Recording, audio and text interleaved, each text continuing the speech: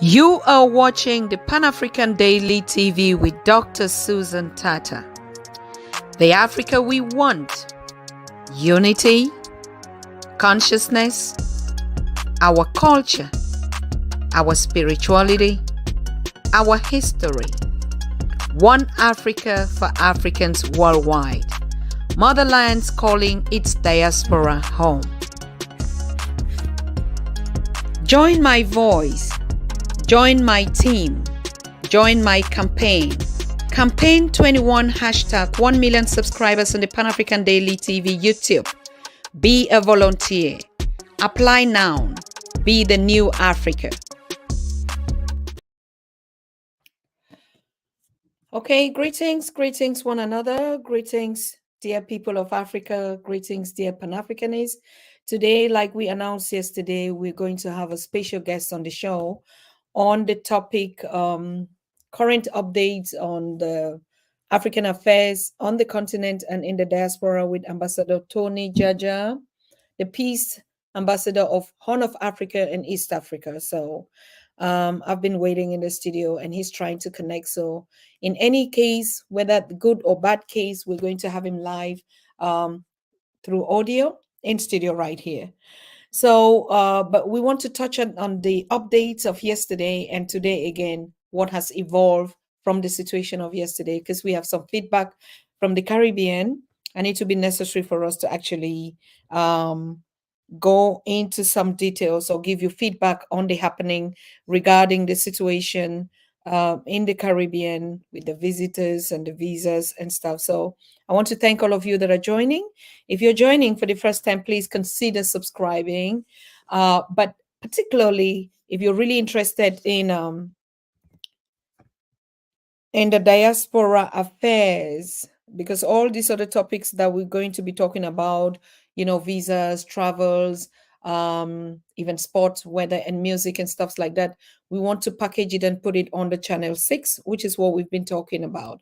So I'd like you to gather in the house and let me break down some details to you about channel 6 while we're waiting for our guests to join us on this topic.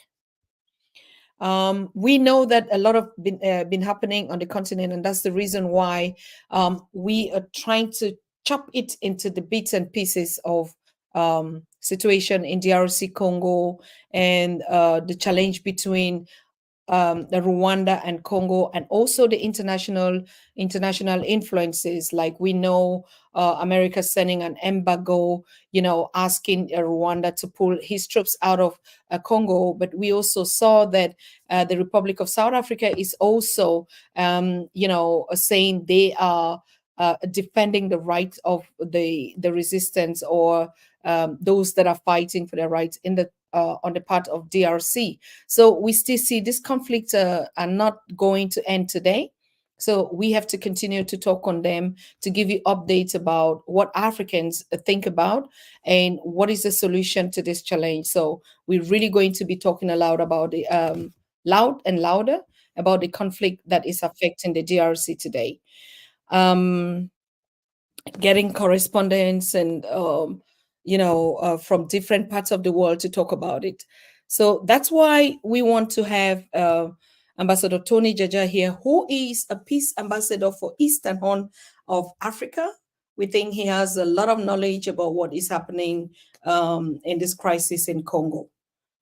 The next point we wanted to, or we would like to have a conversation with him tonight is also the situation of the AU and the reshufflement. We know that a lot is going on in the AU right now. And we even heard that they had elections recently. So we want to find out, the situation of the candidates and also to get updates about that reshuffling in the AU. That's very key because it will be necessary for you Pan-Africans to understand who is going to be the new leader sitting in the African Union, what is his agenda going to be about, and what are his plans, right? And what has changed with the outgoing and the incoming. So that will be very necessary for us to have a conversation with Ambassador Tony JAJA on it. And he's actually the right person for that topic. He treats it well. So I'm thanking all of you that are joining. We keep missing connections to some destinations on our channel, but I can see here that Peter Pearson is great. You are watching us from Facebook.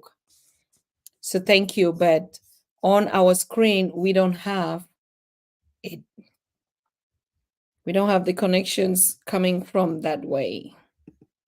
So today we are nominating John Africa in the chat group to be the moderator of the chat, right? And if you want to moderate the chat, please just indicate in the community chat room here, and we'll also appoint you to be the moderator. What is the role of a moderator of a community chat group on Pan African Daily TV? You control the conversations in the chat group, and like bring to my attention key points like questions that have been discussed in the group.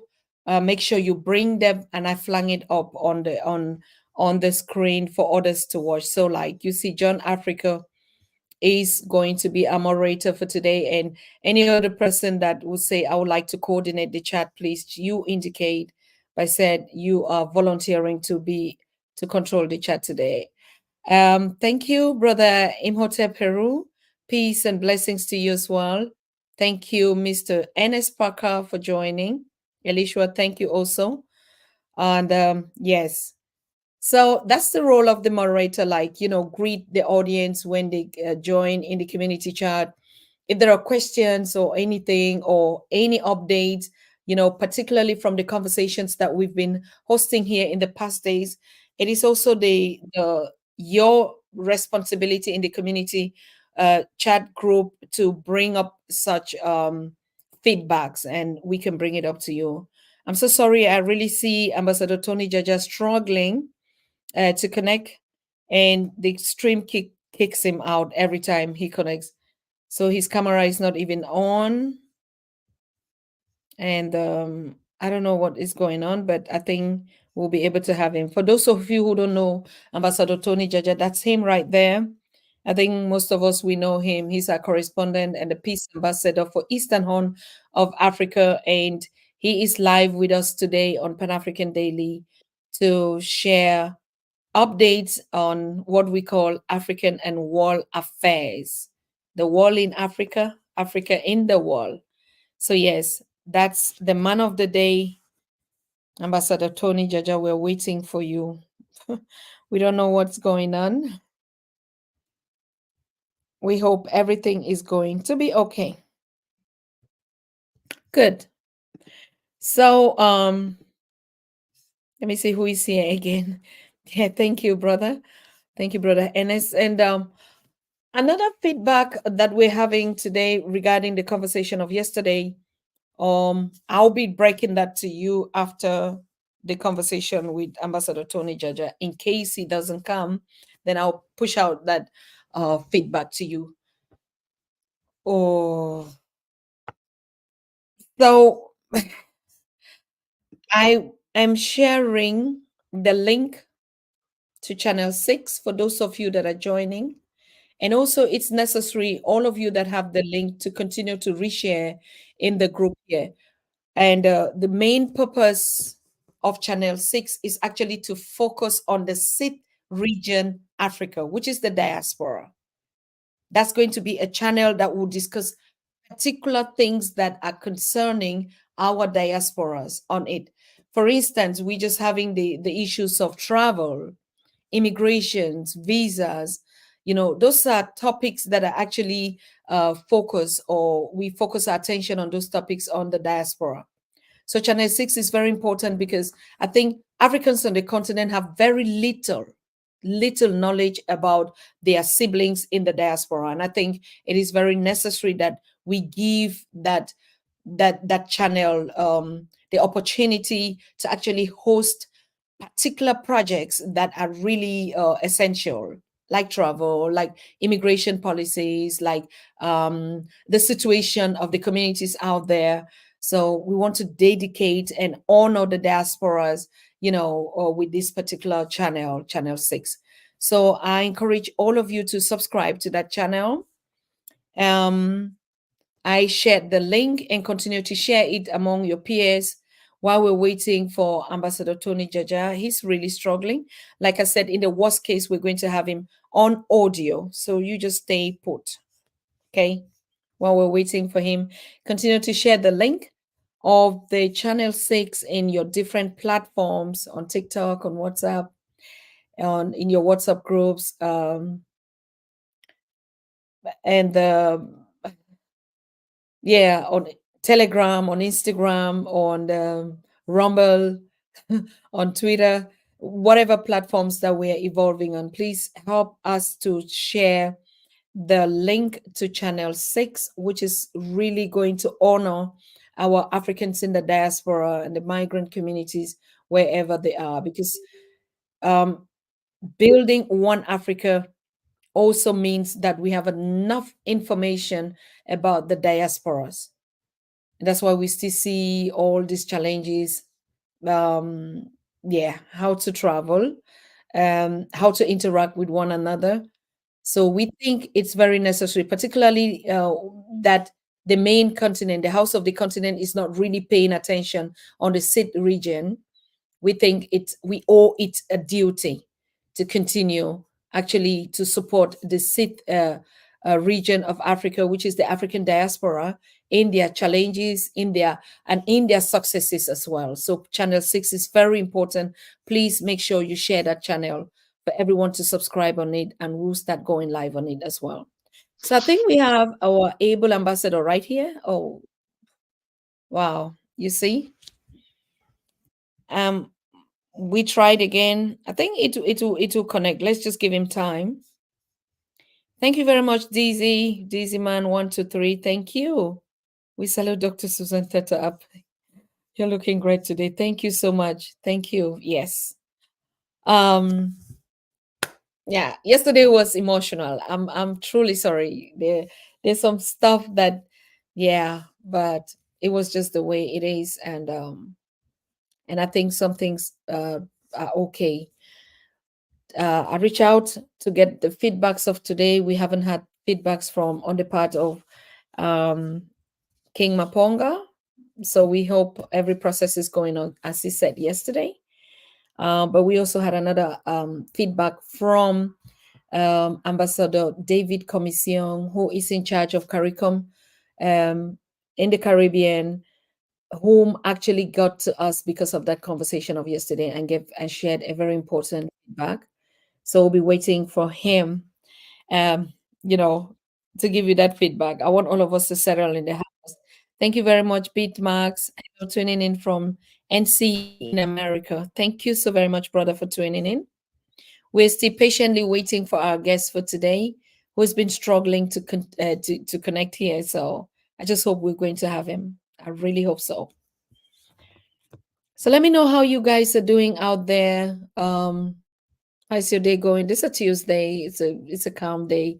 Most of you are at work out there. It's afternoons in the Caribbean, in the Americas. In Europe, it's yeah, it's evening, 8:20 p.m. On the continent in South Africa should be 9 p.m. now, and in the Caribbean, I think 4 or 3. I don't know, depending on the time zone. So let me hear what Ambassador Jaja is telling us here. Hmm.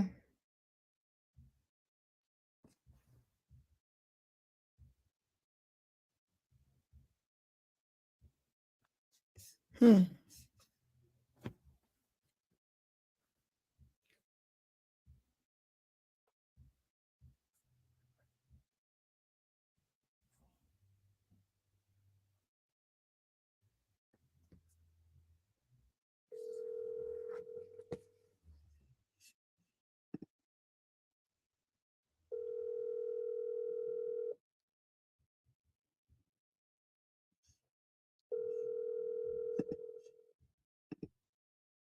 Hmm.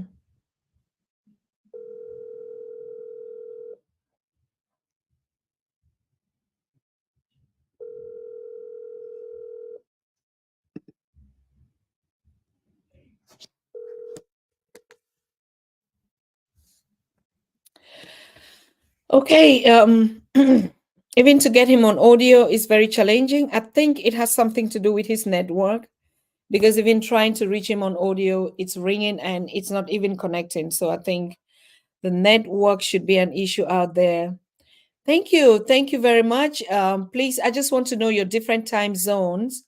Like Brother Parker is telling us it's 1:20 in Texas. Um, who again? Jack, Mr. Jack is telling us it's 3:20 p.m. in St. Lucia in the Caribbean. All right. Okay. Good evening, Charles. Thank you for joining us. Of course, Mr. Charles. We all belong and we owe Africa a duty um, to show its respect and its citizens as well.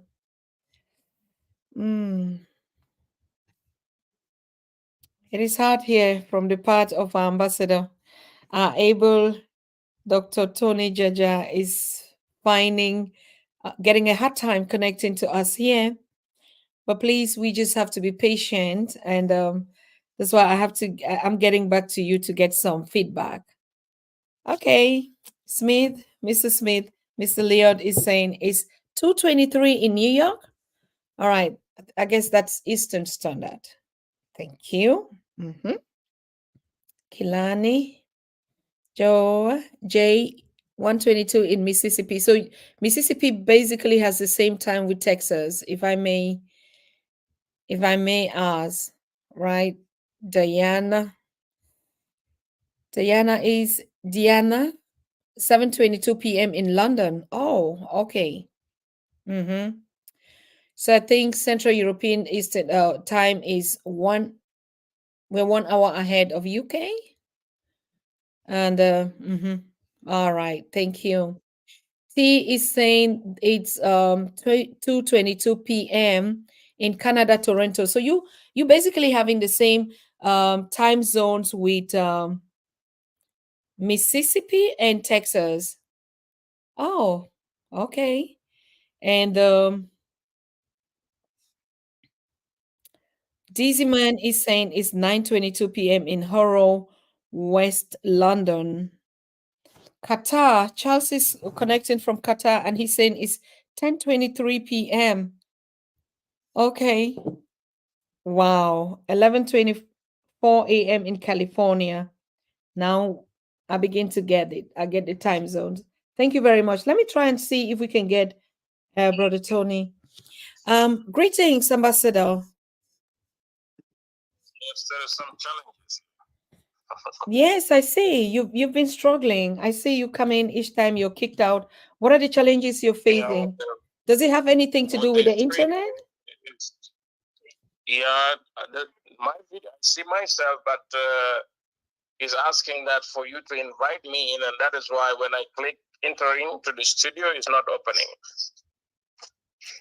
Oh, you see yourself in the stream. All right. I think did you switch up your phone, turn it on again?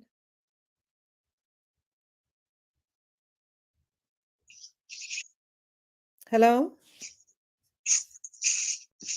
Yes, I did. Okay, this is strange because I can't see you. I see when you are popping up to join, but then it kicks you out automatically.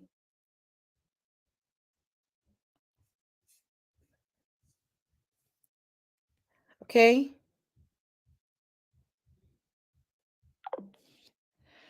All right.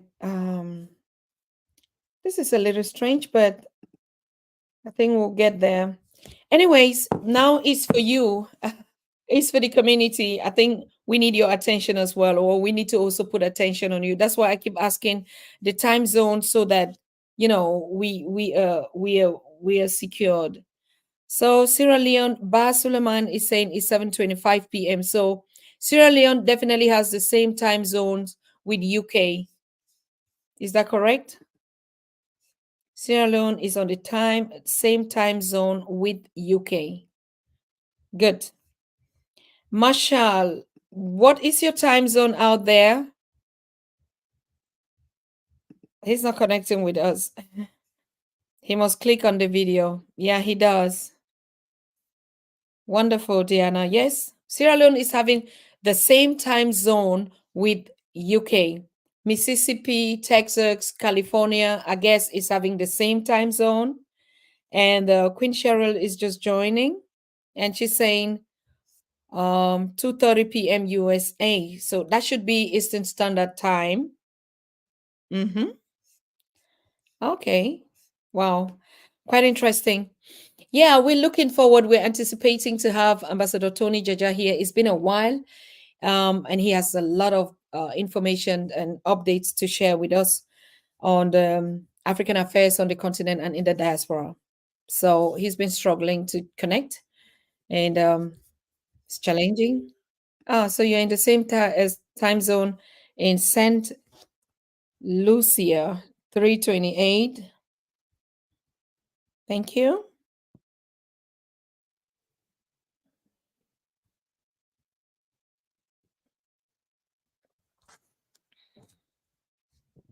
All right.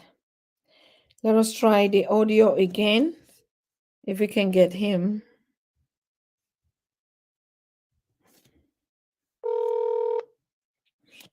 I think we'll have to get you on phone, His Excellency. What do you think? It's okay. All right. Thank you. We wanted to have get some updates about the latest situation on the continent, because it's been a while that we haven't had you here, His Excellency. What will you tell us about, the issues in DRC Congo, updates on the in the House of the Continent, the African Union, and I mean, the Palestinian and Israeli question regarding the involvement of South Africa, and any other thing that you want us to know. Can kindly share your opinion with us. You have the floor. Yeah, thank you, Susan. It's really it's taken time for us to be back again to our own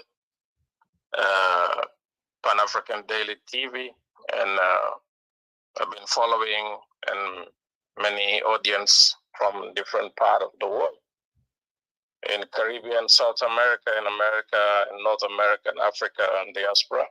The other side, in the Oceania, people are following the affairs of Africa, what is happening down here.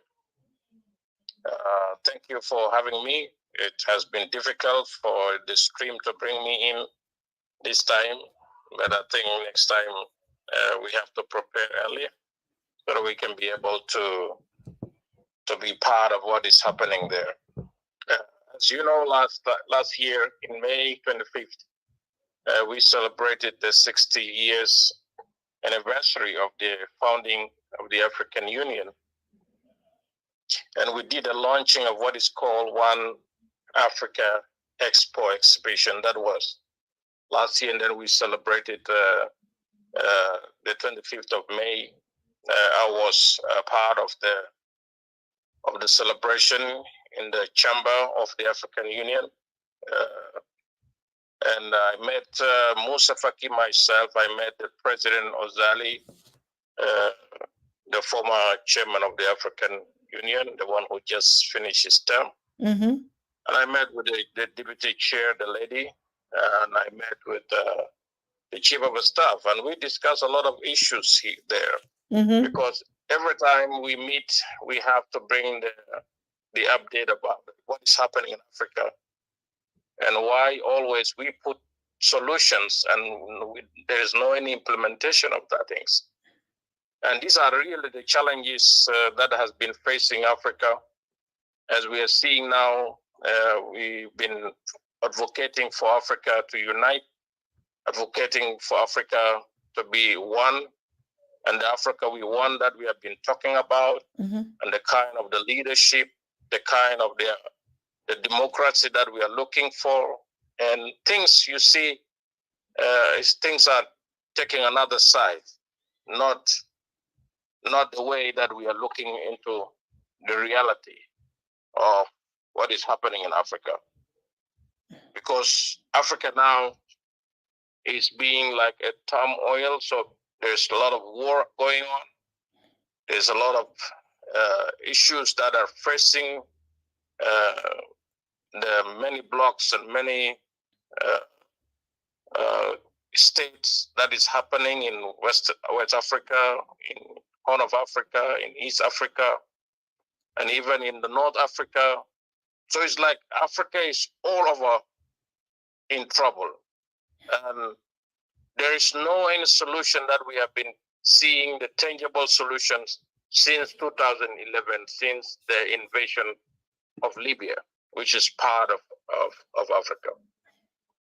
And Musa Faki in this recent African Union summit 2 days ago, on his speech, he said, I feel like we failed for the decades and the 3 years ago. About 93% of all the decision that has been made by the African Union and head of a state and all the resolution that has been passed, nothing has been done. 93%.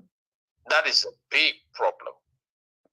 Very big. So if we pass resolution, we pass decisions to be made and nothing being implemented, we should ask ourselves, what is the obstacles of that things that make Africa not to implement those resolutions?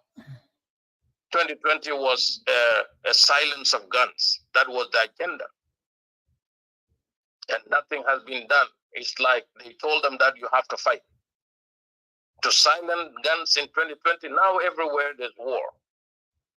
We see Congo has gone back to war again. We see Central Africa, there's a lot of issues going on there. We've seen even in Biafra, in Nigeria, there's war. And there's threat everywhere. In the war in Middle East, that is even affecting part of North Africa, which is Egypt, in the border. The issue of Palestinian and the Israel. And we have seen what is happening, even the sanction that has been made to many countries, and the breakout of Niger, Burkina Faso, and Mali from ECOWAS. It is because of the shallow and the weak leadership of those blocs, threatening 3 brave leaders that they will be invaded. They will intervene, sending troops in those places. That was the consequence that ECOWAS has paid now. So leaders have to think twice. It's the same scenario of traveling all the way to United Nations Summit every year. It's the ceremonial. This is what the African Union is doing now. It's a ceremonial, talking about education, talking about what makes you not to implement and to bring good education to the country, to the state you are leading. Do we need an outsider? Do we need the Western world to come and educate us? There is nothing like that. I have never seen Americans stretching their hands to the Western, to other neighboring countries so that to be helped for their education, or Canada, or Australia, or even China. But always African, we want somebody to help us for our own education. We need somebody from outside to help us for our own food security. What we don't have in Africa here. Africa has everything. You have water, you have soil, you can even plant everything that you want to grow, and it can grow. There is no any excuse here. We talk about the climate change. This is not climate change. People talk about it. Let me tell you the truth. The only people who have implemented the agenda of working for the climate change is China. China put $400 billion for only China, and they work and they did it for themselves. We call ourselves to come for the climate change. This has become a ceremony. We just talk. is about the cleaning environment. What do we have? Do we have the industrial? Do we have the nuclear weapons here? Do we have nuclear powers here? We don't have them. There's all pollution's coming from them. The super countries who call themselves super countries. That is why I could not, even this year, did not go to be around even in African Union this time. Because I know the agenda itself. People talking about self-sufficient. Until when are we going about talking about self-sufficient? Since we got our independence 60 years ago, 50 years ago, whom do you want to train you? We have the best of the doctors who goes out here and they go and work in the Western world. Best engineers that go and work in the Western world. And we ourselves, we don't want to do it for ourselves, for the continent, to build the continent. Even relationship with the Caribbean is still very shallow. With South America is still very shallow. With the diaspora is still very shallow. 14 years ago, when Obama came up, the African Black community, the leaders, those of Jesse Jackson and others, they sat down in Chicago University talking about the African, the Black agenda is American agenda. Did they implement the Black agenda in America? No. Why? Because the liberation of Black community worldwide has to start from the continent here and to be the example to the diaspora. True. If we don't do it here, there is no way they can make it in America. Now people are... Recently, the president of Somalia and President Djibouti they were blocked not to enter to the last session in African Union. And they are head of the state by the security of Ethiopia. Ethiopia has no right to block the leaders of other nations. They are members of that union. If they are coming to visit Abiy Ahmed, the prime minister, they have right to block them.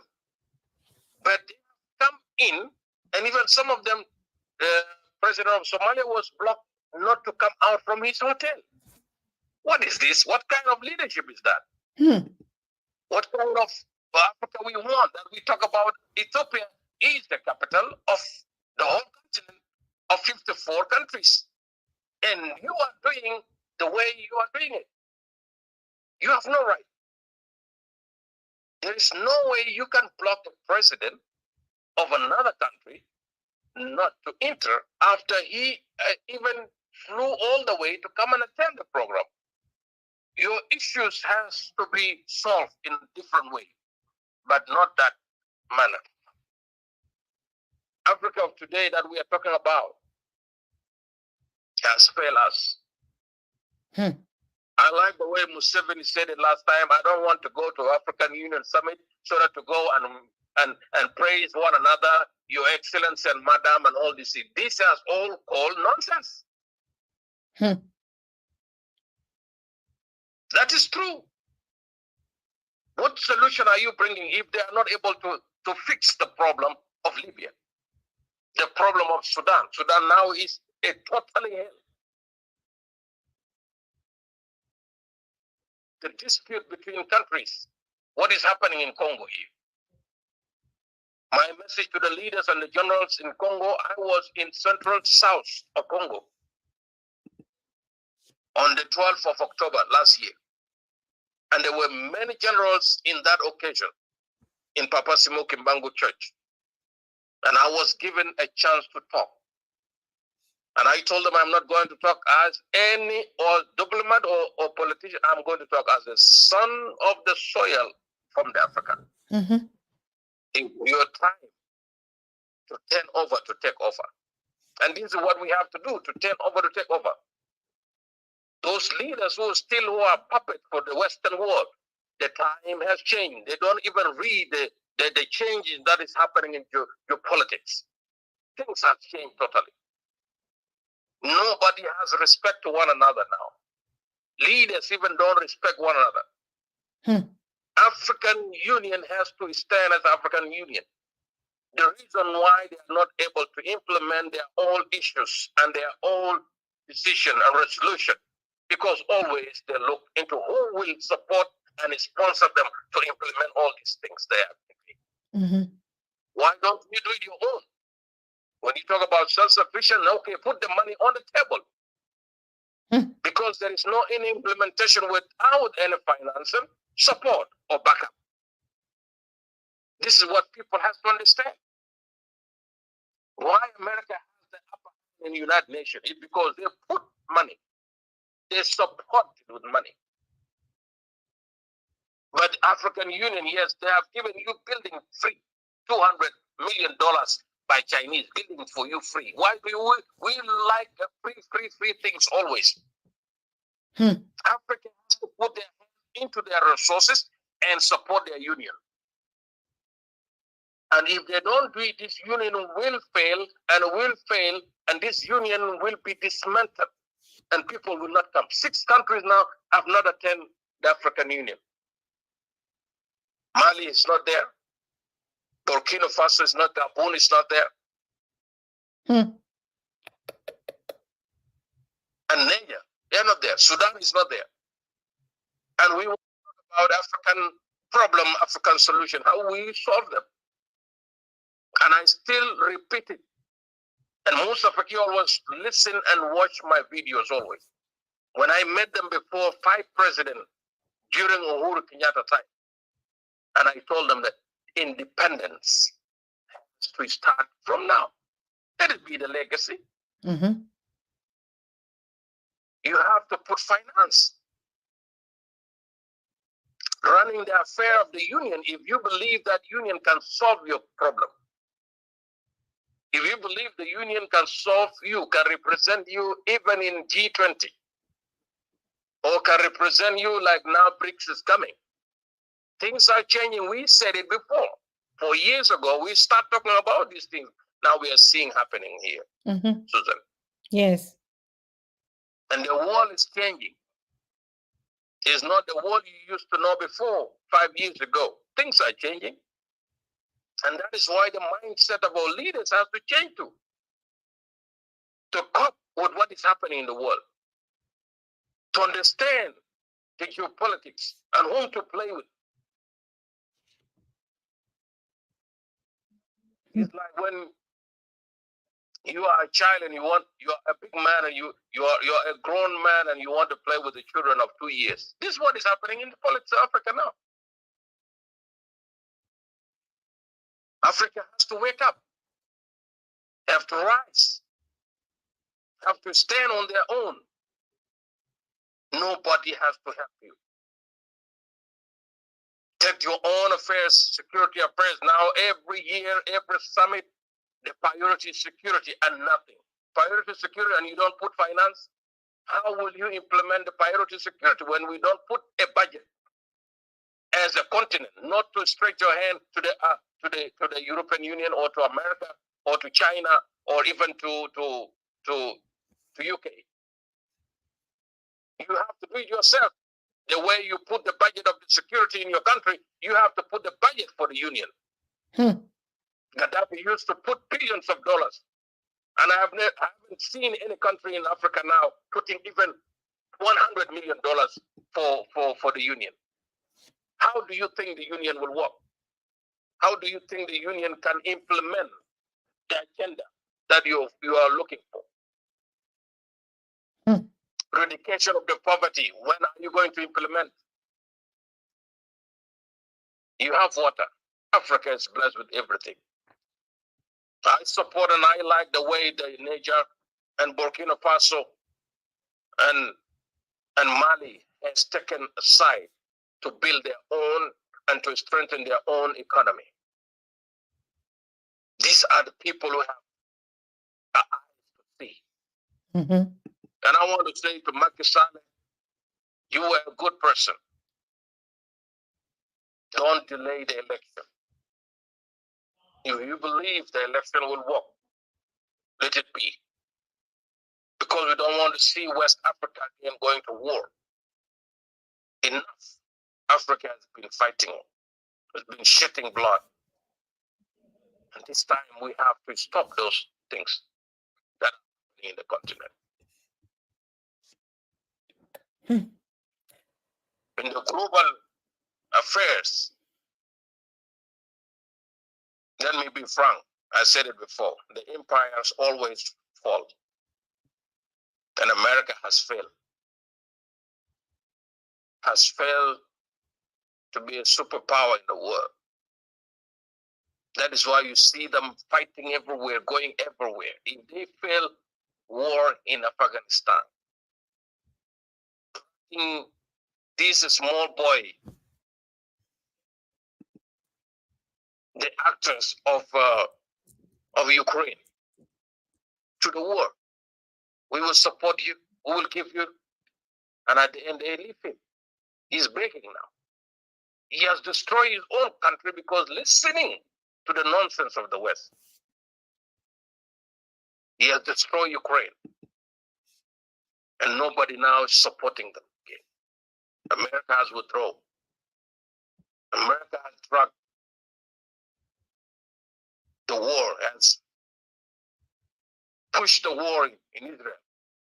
Now, they are not there. And the war is continuing. Mm-hmm. And this war you have seen here to destroy Middle East, there has been planned on since 2003. It is not something of today. Since 2003, how many countries are they going to destroy in Middle East and in Africa? What you're seeing happening between Ethiopia and Somaliland and Somalia, this is another war they want to bring in to fuel war in this region. And I want to say to the leaders of those regions, you have to listen to yourself and don't listen to the outsider. If we really want to solve our own problem, we have to stand on our positions as leaders, as people of the land and the continent of Africa. This is where the liberation of Africa we are looking for, and the Africa we are looking for will come when we unite and stand together for peace. The war now between the Congolese and 120 different armed groups fighting with the forces of DRC. And DRC leaders has accused Rwanda being behind and supporting the M23. I said to Congolese last year in my last visit in November that they should unite to bring peace among themselves.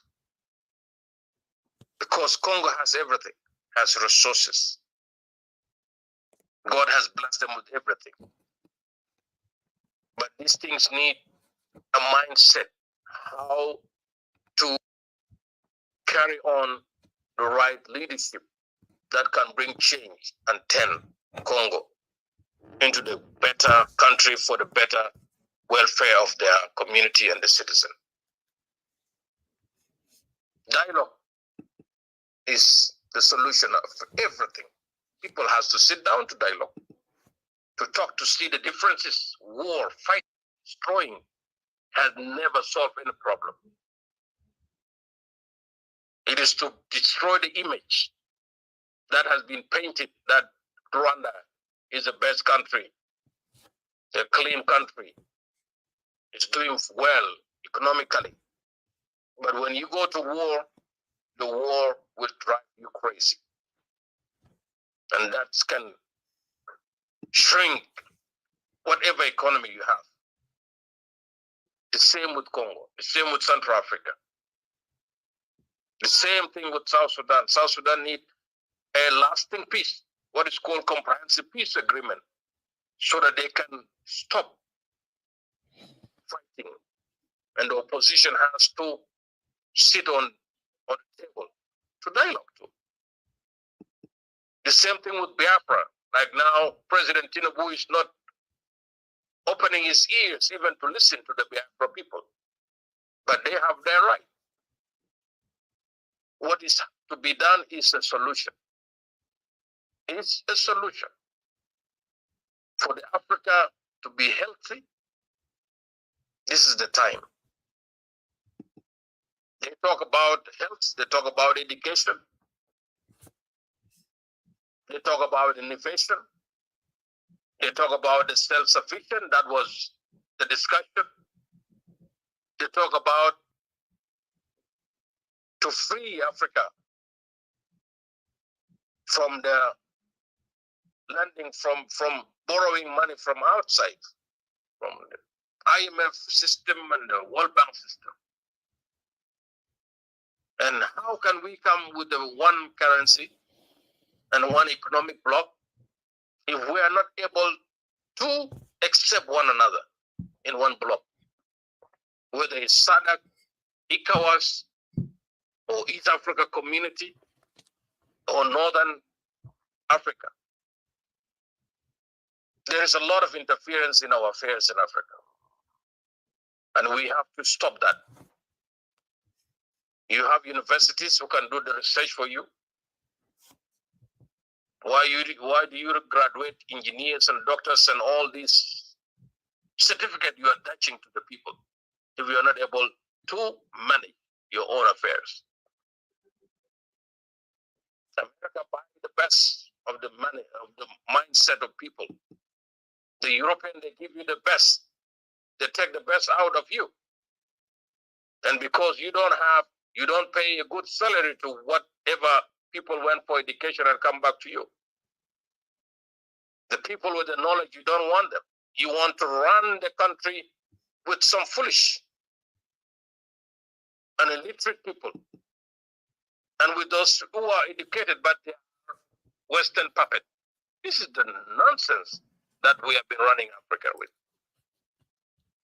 And we have to be very frank to ourselves. 2014, this is where the agenda came from, where Africa we want. Some of the leaders who talk about Africa we want, they die. Mugabe is not there anymore. Benjamin Kappa of Tanzania is not there anymore. And those who used to talk about those of Paul Kagame themselves. Former President Obasanjo, and you have Tambo Biki. They talk about the leadership and the kind of the Africa we are looking for. We have it. If we are the real first human on the earth who have knowledge and have been stolen from us, we have to reverse it back. We have to bring it back. We have to show the world that we are the original and the blueprints of whatever is happening in this world. The world is going crazy. The Western world is going crazy.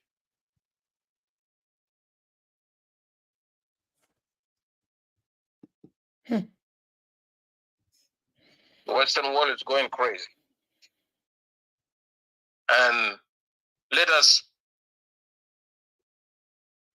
put things right. I don't want to praise leaders this time because there is a lot of mess up on those blocks. That is a time for us to think and to rethink and to rethink for the affairs of Africa. Thank you.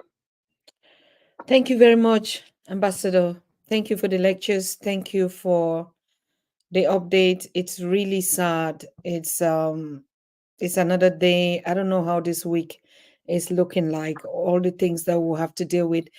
93% of reforms that were brought or that were tabled in the African Union, 93% of them not done. I mean, as a matter of fact, 100%. So is it right to say, like just abolish this house completely? Because 93% is like, how can I say, like a cabinet that has been holding for years, for 3 years now, that Excellency Mohammed is in post, and 93%. It's a failed thing. I mean, these are things that a leader like him, in that speech that you're saying, will not even say. You just resign. I mean, you apologetically resign to the people that I have failed. Is that wrong to say that as a statement, His Excellency? That is, it's supposed to resign, because you have seen it every year now, a decade. Things are not being implemented. Now we are in 2024, the agenda 2030, eradication of the poverty. When are you going to do the eradication of the poverty? What are the tools are you going to use? President Ruto the other time said, we don't want in this time that one man to invite us to Europe and we all go. And suddenly I saw them flying. They were in Italy. They went to France. They went to Russia. Many leaders of Africa. Doing what there?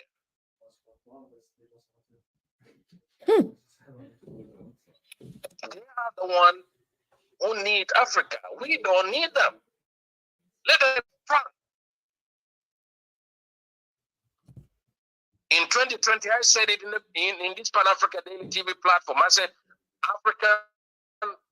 African leaders, if in 2023 you are not going to be given a permanent seat in the Security Council, quit as a continent. Yes, you said it. Last year, which is 2023, Russia said, we will support you, Africa, to have a permanent seat. And China said, we will stand with you to have America. Biden himself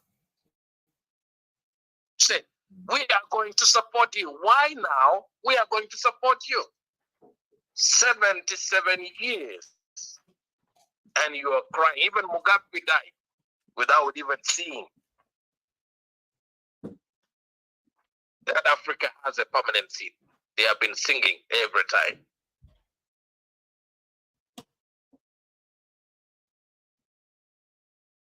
Going to United Nations, you are spending money in American economy. Because you pay for the hotels. You fly. You pay for the flight airspace. You go with a huge delegation, 50. Some of them, they go with even 70. And all this money go to the economy. You don't go back with the money. And New York, you shop because you have to shop from New York. You are coming from New York. You have to shop. And that is why 77 years you have been giving them. And you are not receiving anything from them. I think COVID-19 should teach our leaders in Africa here what they have done to us when they were helping themselves and neglect Africa, even for the vaccine to get. Until when are we going to stretch our hand? Musa Faki and other leaders in Italy, they said, we are not beggars. But when you go and accuse other nations in the continent to another leader of another country in the West, that is, you mean you are begging. And we have to campaign as a Pan-African leaders and Pan-African lovers who believe in Pan-African vision that was found by our founding fathers, that all the military base has been built in Africa should be cancelled and abolished. And if the leaders who are sitting in their seat as president who have been elected by their people to work for them, the young people will go to the street, and there will be a huge demonstration, not this time against the president or leader, is against those military bases in Africa to be removed. Niger has done it, and France is not anymore in Niger. Burkina Faso has done it, and they are not there. It can be done to American, to Russia, and to China. Do we have any basis in America as Africa? We have to protect our own territory, our continent, not somebody to come and put military base where they cannot even allow the president of that country to enter to that base. President himself cannot be allowed to enter to that base. And he is in your soil. He's in your territory, in your judiciary as the head and the sovereignty state. Somebody will come and build his own small country to control you. This is where we will feel and have peace and happiness in the continent. If those things are still there, we will never see peace in the continent.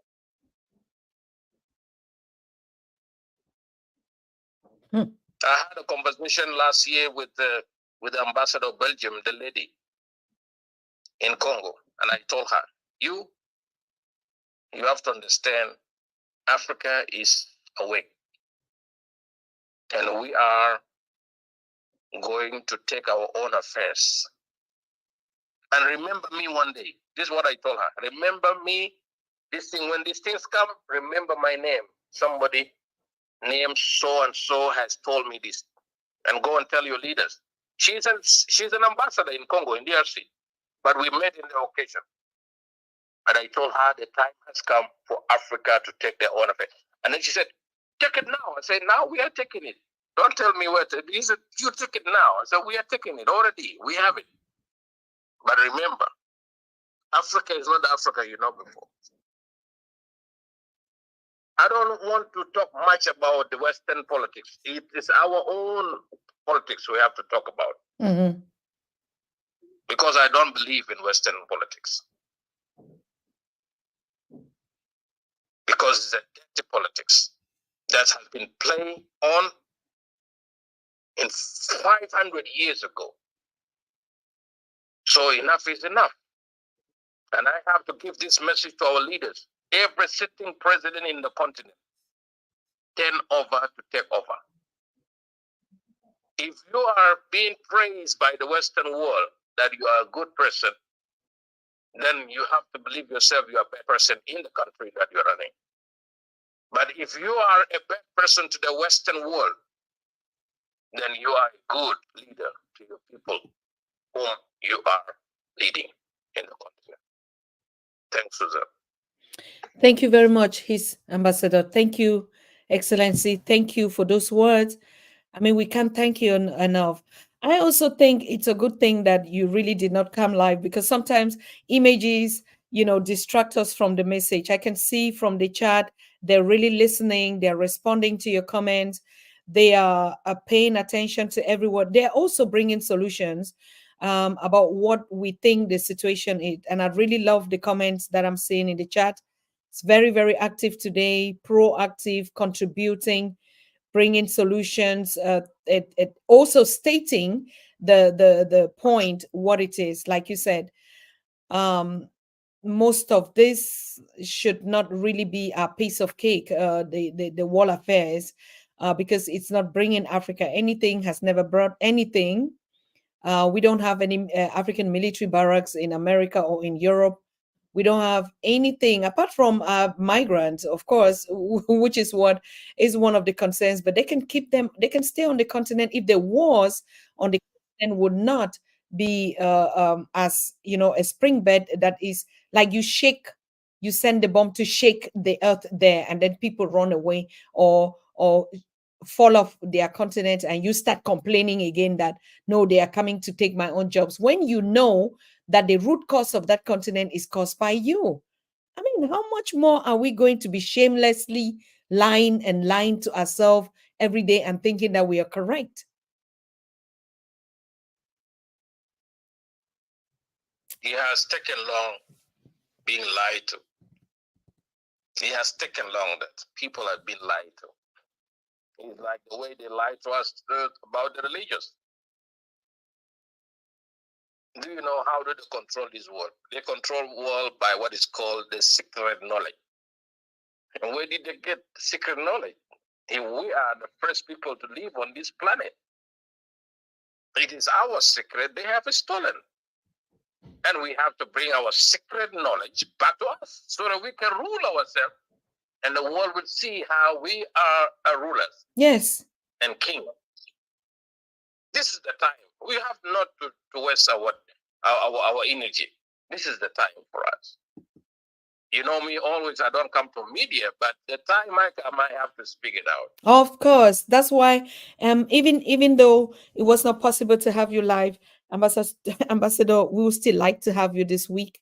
Like you said, we prepare way enough time. I'll get back to you because I think we need to actually come up with a plan at every times. We've been relying on their agendas 2030, 2063, thinking that we can build together.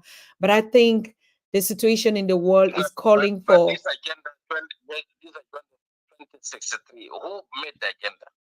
It's not African agenda. Mm-hmm. Why should we wait until 63 to implement whatever we want to do for the continent? Why should we wait? And the same people who did 63 went ahead and did 30. Yeah. Mm-hmm. They brought 20, they brought 30, and they are agenda 2063. We said it, we have to implement this agenda before 63 while we're still alive on this planet. We have to see. Yep. And the time is a time of revolution. What is happening now is a totally revolution for Africa.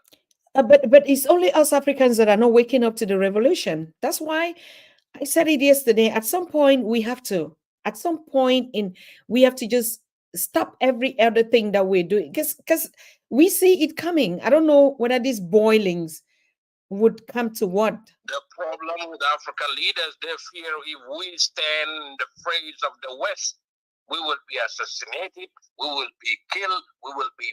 They have done it before. The time has gone. They are not going to do it anymore. They are a failure, people. American empire has finished.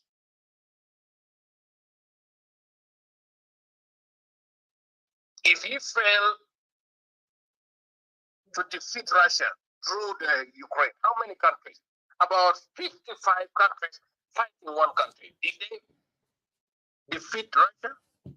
Why we don't learn from it? Now they are UK and America. They are fighting now the Houthis in Yemen. Are they going to do that? Why do you jump from war to war? That is called a failure.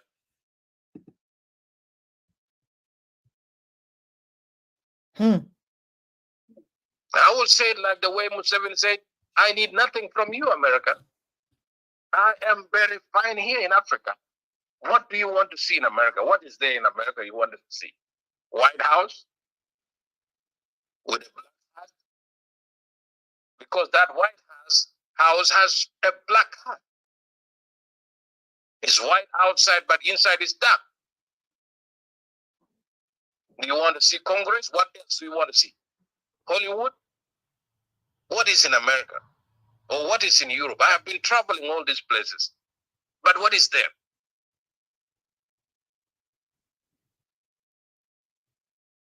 And this is American dream. What American dream do you have?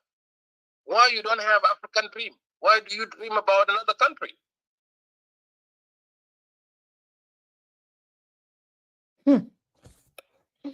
Dream about your country. Dream about the continent. Everything you have here.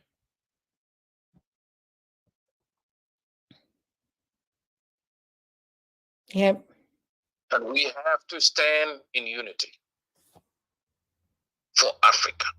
And we will never, never and ever leave this Africa to collapse or to be destroyed by any.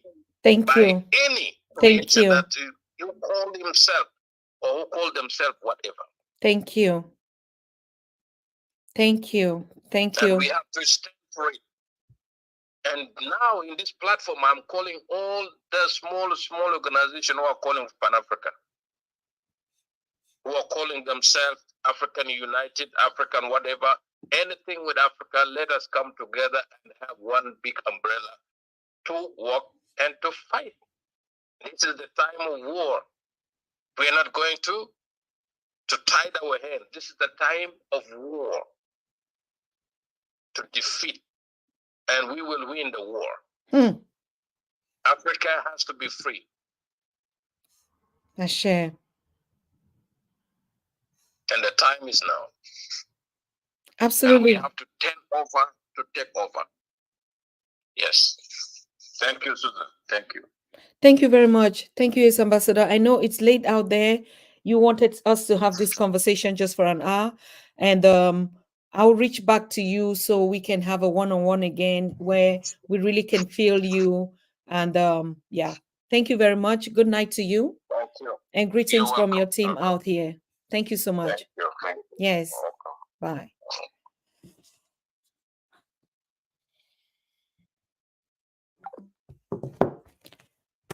I thank you too. I thank you. I love it when he ended it by saying, it is our Africa. We will never give up on it. I just wish you could be calling me in the studio now and sharing your opinion here on +49 1578 211 2379. It's a very cold day. I'm telling you, I don't know why this studio today is just suddenly so cold. Like I have to swallow myself in this thing. Boy, it's so cold. Yeah, I think some very pertinent points have been brought, and that's why I said it's very important for us to be current. We have to stay up to date, updated on our surroundings, on news, how the Africans are feathering. But one thing that I'm noticing, and he said it, I love it when he said, we have to be Africans, whether you call yourself African United or what. Time for business is not now. Now is the business of war and unity. And we see it in the world. And we cannot remain clapping hands all the time and thinking that things are going to work the way we want. At some point, we've been saying it will have to go to war. At some point, we have to be, when we say we're changing our mindset, we're training our mindset. We have to change. We have to also train a mindset to know that we can fight at some point in time. Because the way things are going, at some point, people will have to draw a battle line. If you're afraid, go home.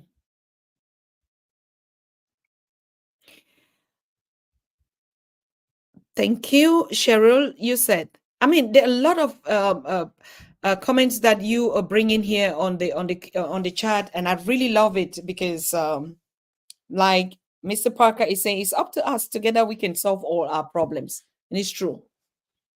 So sometimes I begin to wonder, what should we really focus on? Because for me, it's like we focus on these political agendas, and it's not really. I don't know whether it's giving us more momentum to stay together, to enjoy the planet, to share love with one another, or it's just distracting us to be in some kind of a bubble that we don't see ourselves coming up. I'd like to know what you think. For me, I choose love. That is me. I choose love because there is nothing that beats love. When love touches you, you know everything around you is peace. That's what Ubuntu does to us. So for me, I choose love, to be honest with you. Love just beats the world. I mean, challenges around you. We just say nothing.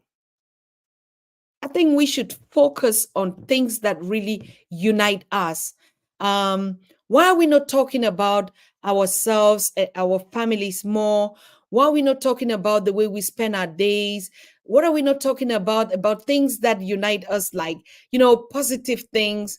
Why are we focusing our energy all the time, honestly, on really talking only about these kind of things? Yes, they are relevant. We listen to them, we love them, but honestly speaking, I would love us to focus on the beautiful things, the things that we,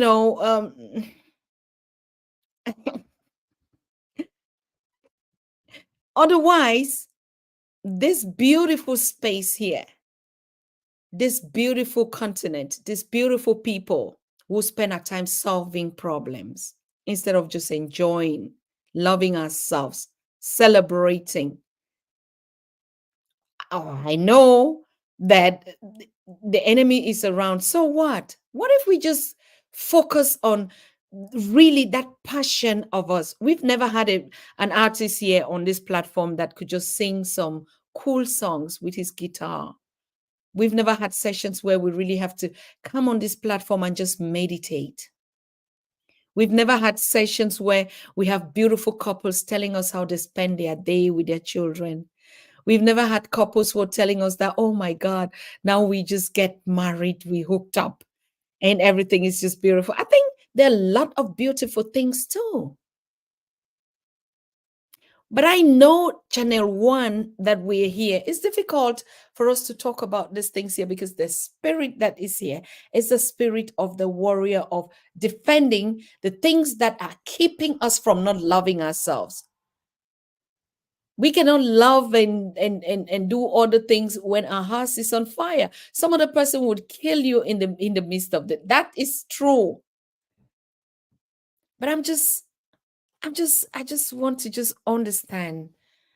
I want to hear from you. Stevie is saying just create beauty. Yes. Just create beautiful spaces.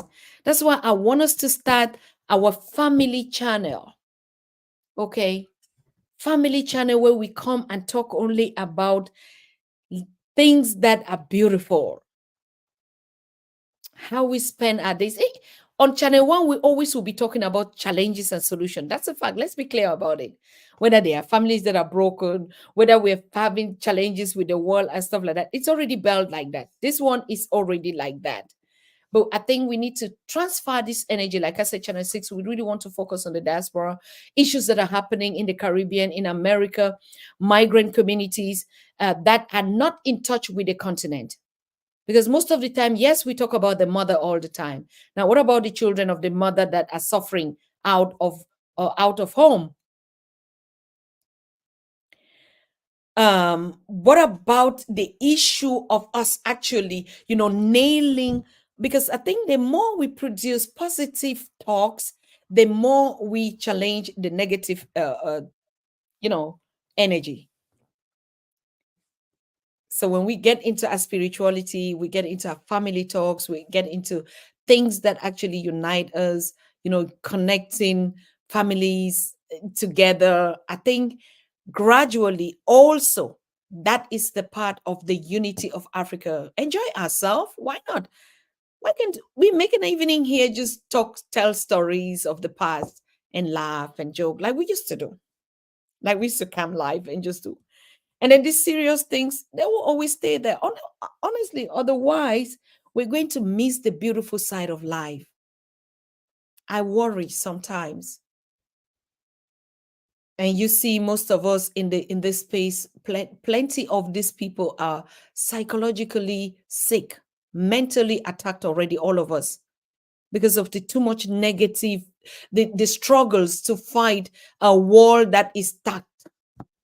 You run, and punch it and you fall back. Because these aliens are just walls that are just stuck in front. No matter how you do it, you run and you hit it and do anything, you come back and hit yourself.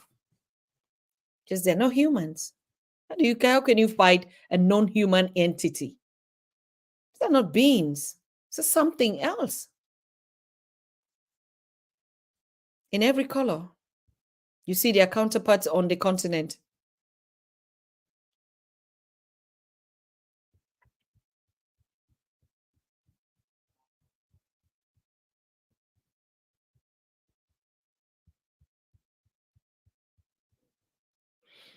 But I like the spirit. I read your comments and I hear it. It's gone. That time is over. It is over. Please, let's just get back to I mean, like we want to hear again. I want to know. I saw some time zones that I really miss them. Marshall is saying yes, family, music, children, writers, business, volunteerism, counseling. Why not? That's what we're going to be doing on the family channel. I try to incorporate it here. It won't work. Here is the spirit of Pan-Africanism and fight. Now, each time when we are here, that's what we have to do. That's true. But I think we are getting matured. We are getting in our middle edges. We have the right to enjoy life. Africans, celebrate. Do what we know doing best. Play the drums. Laugh with one another. Hug ourselves, schmoozies, make love.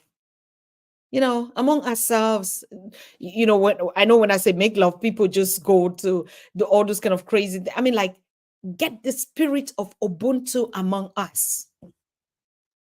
We need it. It's time, particularly when the energy of negativity is going down, because it's going down. It's not higher anymore. And just because they've been broken from those spaces, just because they have to pay everything that they've done. Because sometimes when they do it, our narrative is that they're winning. So like when we talk only about 90, can you imagine people? 93%, you heard it. I'm not making up anything. 93% of a government, of a manager, let's just say a CEO or a family head. You're leading a family with children, wife, and sisters-in-laws, brother-in-laws. Let's just play around our storytelling, right? 93% you fail.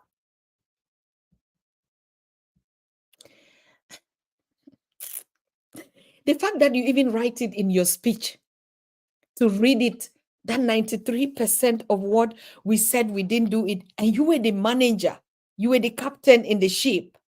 93% you did not. Come on.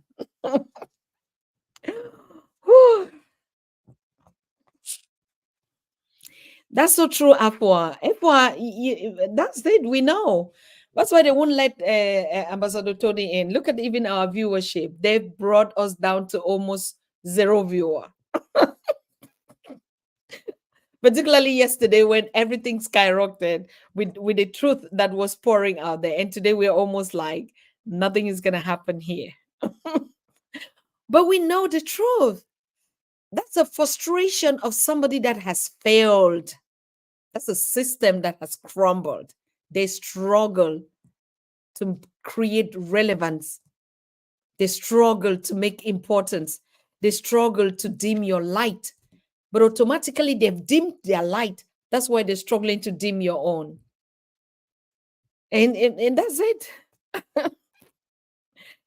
Just as never think anybody that is doing or causing any harm to damage the world or damage your life or damage, nature is winning.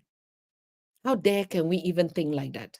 People who destroy each other, build things that only kill people. How on earth can they make something safer when you are killing and destroying? Sometimes our minds are already just put into a kind of a small hole. We begin to also believe in those things like, no, we need it. The good gun, the good guy with a gun is like relatively with the bad guy with a gun. And sometimes it becomes now like normal. And please, let's just do the things that we do it. Like we do it in the village, like what we are created with the purpose to do. What is the purpose that we were created? Humanity, Mother Nature, getting together in all colors. I don't mind it. What is the purpose that the unison brought us together? Now, I think we are wandering away from that purpose and we begin to fight the other aliens that came to destroy the real purpose of the universe. What should the good people be doing? That's a question. What should the good people be doing now? Yes. The good people have a responsibility to correct the alien structures. Yeah. Self-care. Thank you, Sister Stevie. That's why self-care and joy in our daily lives is very important, particularly in these ages. This age, I say it the way it is. We need more of affection. These are our glorious years on earth, beautiful years on earth. Instead of spending time, would have been talking about a good recipe or a good story, or getting some good vibes from how we can learn from others and sharing a beautiful time. And most of the time we contaminate ourselves with this kind of toxic energy that somehow we have been bamboozled into it. What if we focus more on really, neutralizing this negative energy by just doing the right thing, sharing love among us? I mean, these are topics that I'm trying to get this resonance, whether it's only me that is on it, but I hate topics like this. These are topics that makes me I listen to them, but I don't hear them. Because I think we are made of something that is substance, that is more beautiful. We are roses. Have you seen a black rose? Wow. I saw one for the first time and I was like, a black rose. I've never seen it. We've always had red, pink. But when I saw a black rose, I have a piece, the dried piece there in my collections of, beauty. So our mental health, people, we can imagine anything that we say is what we produce, is what we send out there, and it comes back to us. I choose love. To be honest, when we come collectively on 12/12, we send out the energy of solidarity, of love and peace, and among us, that's 12/12 solidarity. How many times do we take time to enjoy just our environment without these aliens always trying to poke nose into everything and take away our joy, our beauty, our love, right? Always distracting us from things that are not necessary. How many times do we walk? These are things that keep us as humans. These are things that tomorrow we're gone, you're not going to share it on this space again with one another. These conversations are going to stay here. That for sure. Children, opportunity, they will look. But I want us to produce conversations that we don't know how the future is, particularly growing up now. I look at our children, the ones that are still going to be born, the ones that are born. I wonder what kind of a future they're going to live like. You just look at handies everywhere, everything's everywhere. Aren't we worried? In our own space right now, it's already hard. It's really already hard to just even spend time in the kind of way we used to spend time in a family. It's hard. Everybody's just busy doing some kind of, I don't know what. If you're not working, you come back from work, you're tired, then bills are waiting for you. After you pay the bills, like you're just spinning around. When do we really have time to sing songs? When do we have time to laugh? When are we going to look time to cook together and eat? To dance? Our children, our boys, our men, they are complaining. I don't know how many requests I keep having. Mother, I know I'm old, I'm of age now. I need a wife. Please, how would you advise me? We need to do counseling for our young people. Young people are asking because they're confused. They're in a dilemma.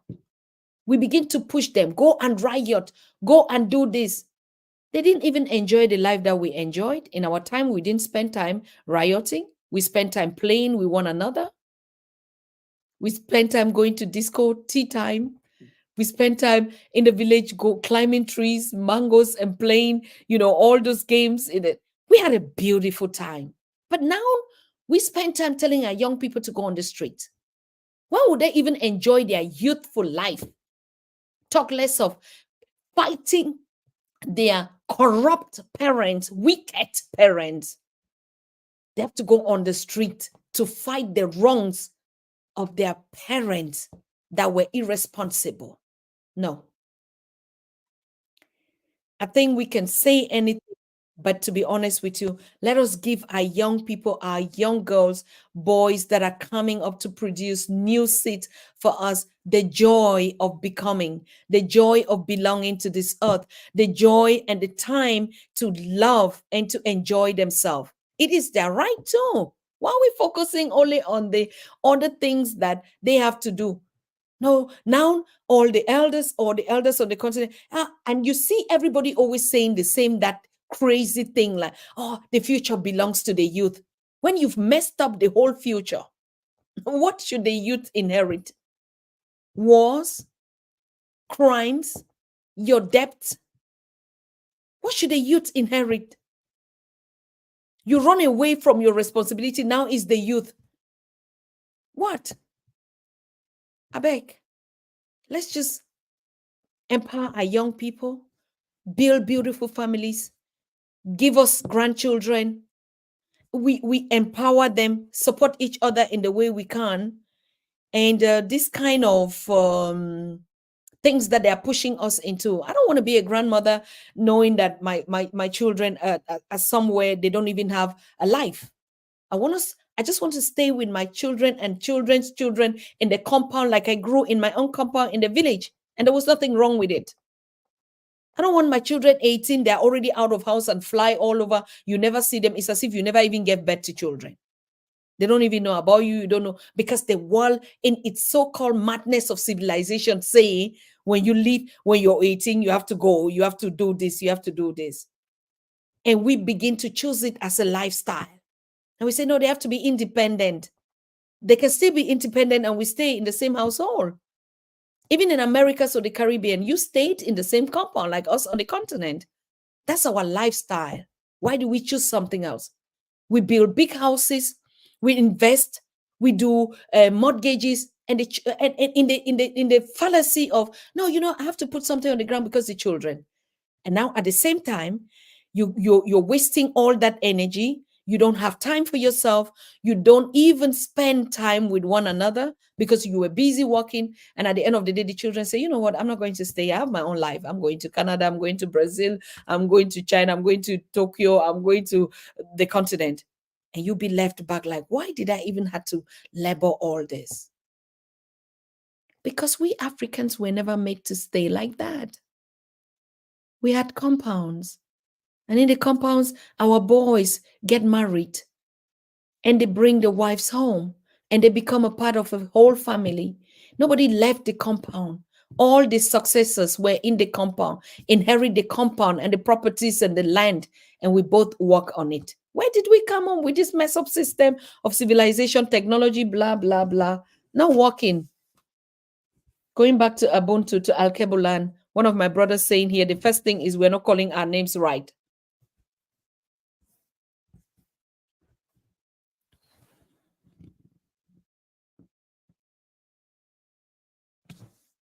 Mm-hmm.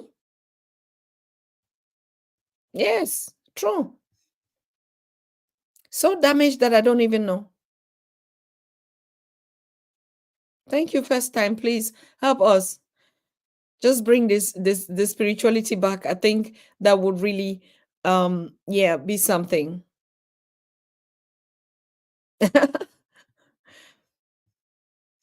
I like this cooling here.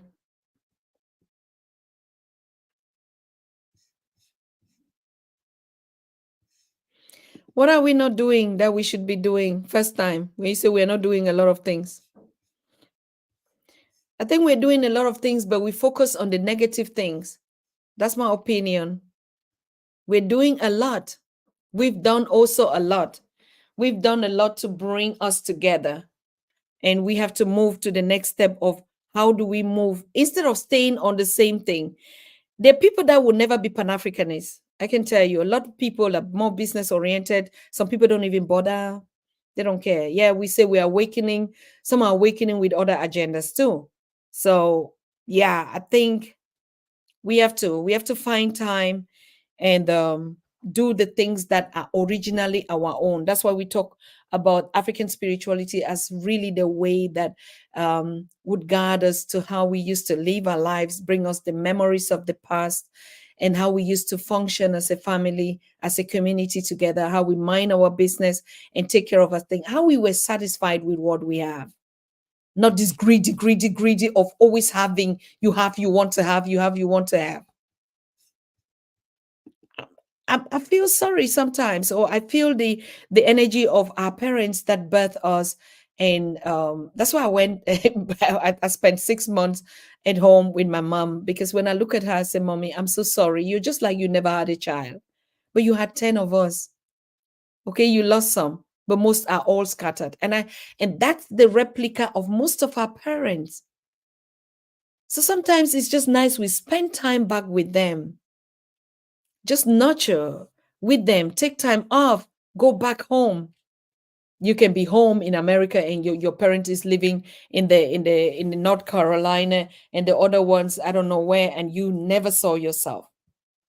We have to start going back home to our own very people, to our elders, give them back the love. Sometimes these are things when we're so caught up in this hustle, in this battle of the lost here, we don't think about that. We adopt the lifestyle, and the lifestyle is a very divisive one, very divisional. Everything is always cut apart. The more you are the more you are divided, the more the system is succeeding. And imagine us coming from that kind of system where we are not. We don't fit in. We can't. So I think self-care, we have to bring topics like that, teach ourselves that love, that space. Teach yourself to love yourself again. Most of us don't know how to love. I said it to a friend the other day. He was like, I said, we've just lost touch with love. We're beginning to do some kind of things that people just see us like, like I have the spirit sometimes, like we're just fighting, like we're busy only fighting. No, we should spend time and love ourselves. Those are my values, self-care. That's why sometimes I just pull back and just enjoy and just be lazy and do nothing. Just nothing. Okay. And most people always like, oh no, Dr. Tata, I know I don't want to disturb you because I know you're so busy. And I always tell people I'm not. I'm busy when I choose to be. I'm not that busy. I choose to be lazy when I really want to be lazy. Honestly, I choose to really be lazy. Most often, I refuse to run around. I refuse to just do some other things. I say, no, I want to deny myself some things that I think without I will not exist. And on the same level, I exist.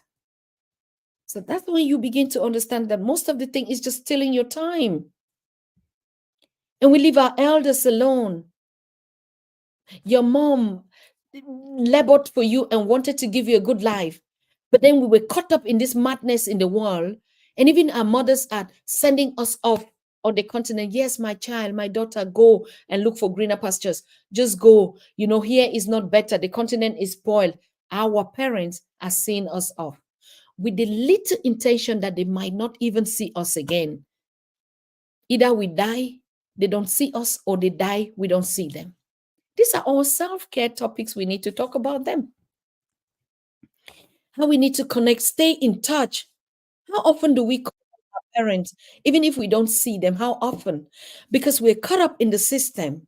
Not that you don't want. And in our own thoughts, like in the migrant community as we came here, and our thought was like, we're coming to really better our communities. Yes, we have, but most of it has fallen in the wrong path. We have ended up building walls around us because people become independent now and they don't care for one another. And it was sometimes like maybe we were better off with nothing, to be honest. Because when we had nothing, we loved ourselves like crazy, like we were just struggling, like everybody wants to have. And then the one that had knowledge would share, the one that had material would share, the one that had care would share. In every family, everybody has a responsibility that is given as a gift. That's why nobody can be so rich in an entire family, right? And because of all this catching up, I think more of these topics of how we care about ourselves, our community, our parents, particularly our elders, is really, really necessary. We are too caught up in this system of fight, in this system of this. I don't want to be a fighter. No, I don't want my children to be fighters of something that they didn't. I want them to have a better life, enjoy life, live their life.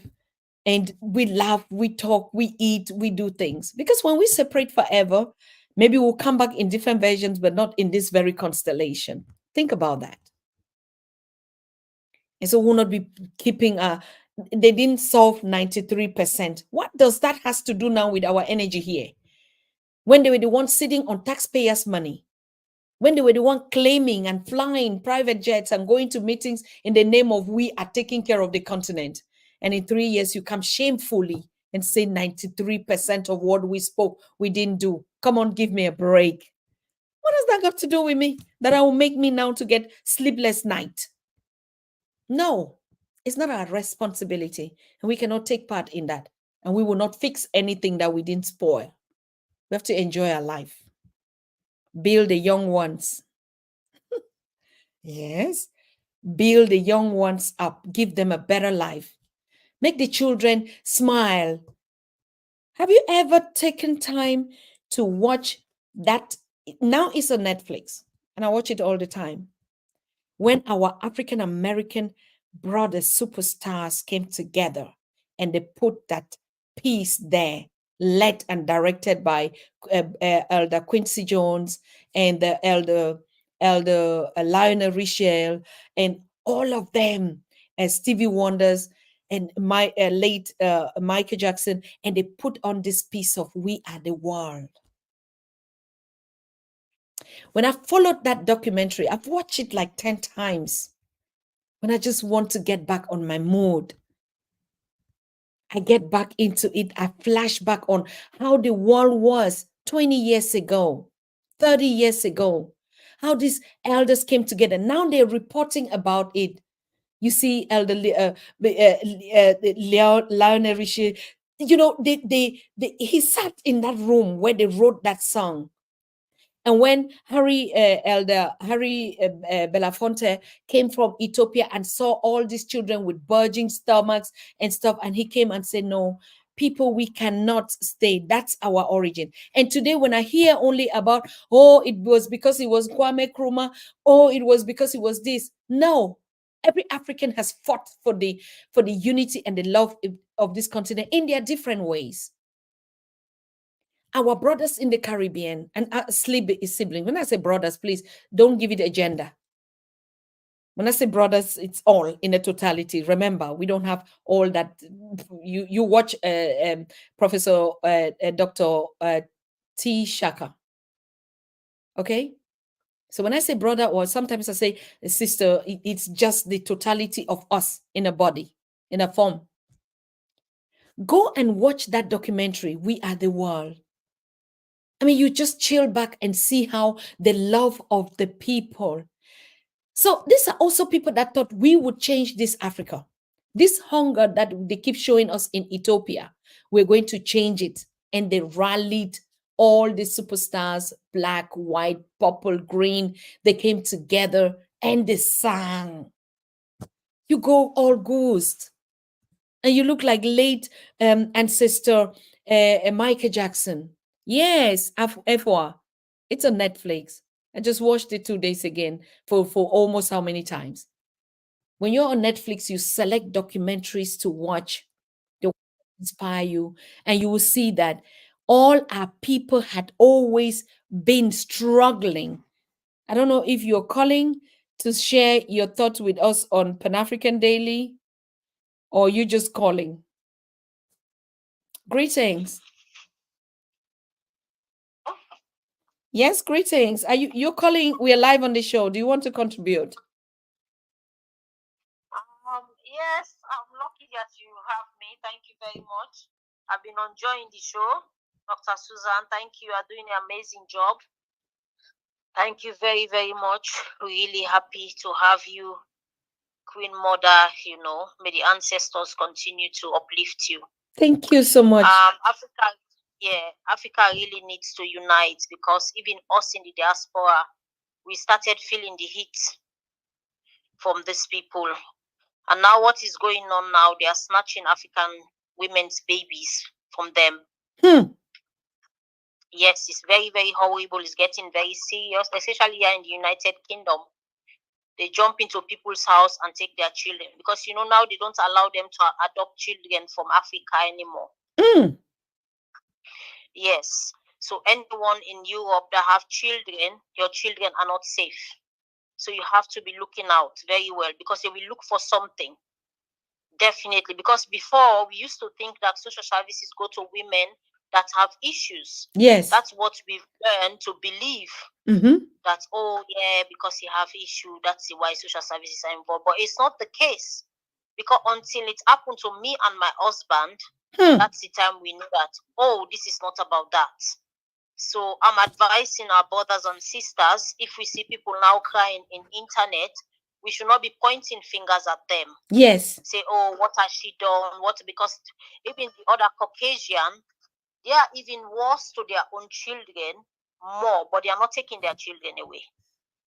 Wow. So we also should learn how to support our vulnerable people. Yes. Even if they are not doing the right thing, we have to say, no, you have to support them for their children to stay with them. Yes. Because this is the mistake we have been doing for long. Whenever we get into problem, they say, oh, what did she do? She's not innocent, But they will never ask each other that. They will always come together even when they are wrong. Even if they are doing something which is not right, but we are not ready to support each other in difficult time. Everyone can make mistake. We can't have everybody perfect among our community. Absolutely. We have our weaker ones, we have our stronger ones. And we should be ready to have a voice, not only for the ones that are capable, but the ones that are incapable. And this is why these people are more stronger than us, because then they cater more. Because I used to live in Germany before moving to England. I live in Germany for over 10 years. And I know, in Germany, where these people they call penna. All these penna on the street, you can see them looking like that, but if you touch them, they have more rights than even an African that is a doctor. They can be drinking, smoking, living all type of life, but they still respect and honor them. They will never allow anybody to take their dignity away from them. But we only pamper the one that are serious, the one that have status. This status issue is what is really destroying us. We have to forget about all this status and come together with one voice, because now they are coming after our children, and it's just a matter of time they start coming after us. Because if they are coming after our children and we don't come out and speak up to defend our children, and then when they come for us, who are going to be there to defend us or to speak out for us? Absolutely. So this is a serious issue. We should not say, oh, no, that happened only to my neighbor. Oh, yeah, the way she was looking at her child the other day, that's why the social... We should stop finding excuses for these people. They are not joking. And the worst of it is people that look like us, they will send to your home to set you up. The social worker, the black social worker, they will send to set you up. That's the worst part of it. And once they set you up, they hand you over, and then they will do the rest. It's really horrible, and it's getting really serious. When we are here, I've been hearing few stories here and there that one other lady, they just take the child away until they come to our house and do the same thing to me and my husband. Oh. In my 1 year, my 1 year, 6 month old babies in their hand. I've not seen him. Oh no! From December. The last time I see my baby was December 9th, and they were not taking good care of him. He was hungry and his lips were peeling. I even have pictures and everything as evidence. And because I start snapping and documenting them, they said the next time I should not have electronic device, I should not feed, I should not give drink.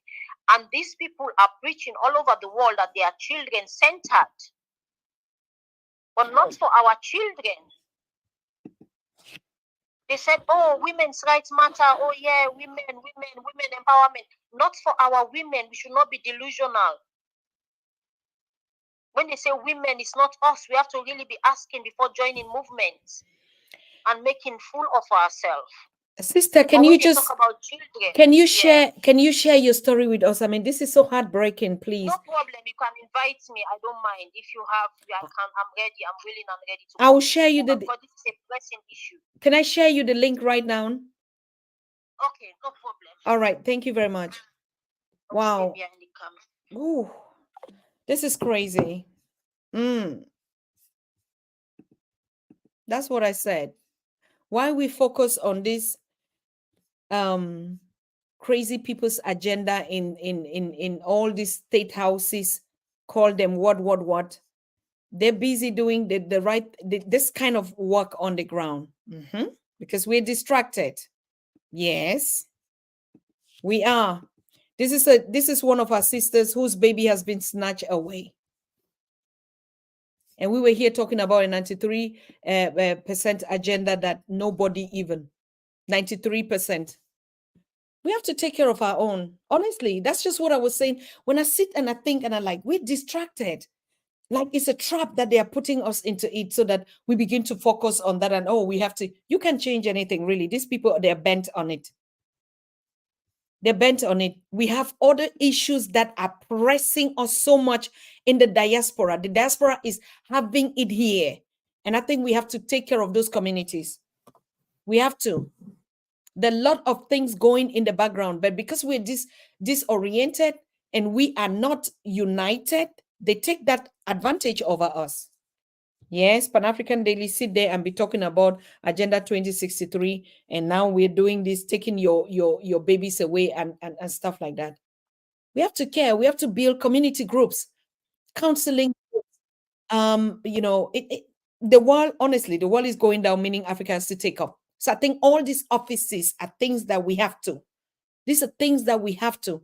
A lot of our young people, some are facing deportation. I mean, for illegal reasons, yeah, because they really can kidnap you illegally and force to deport you.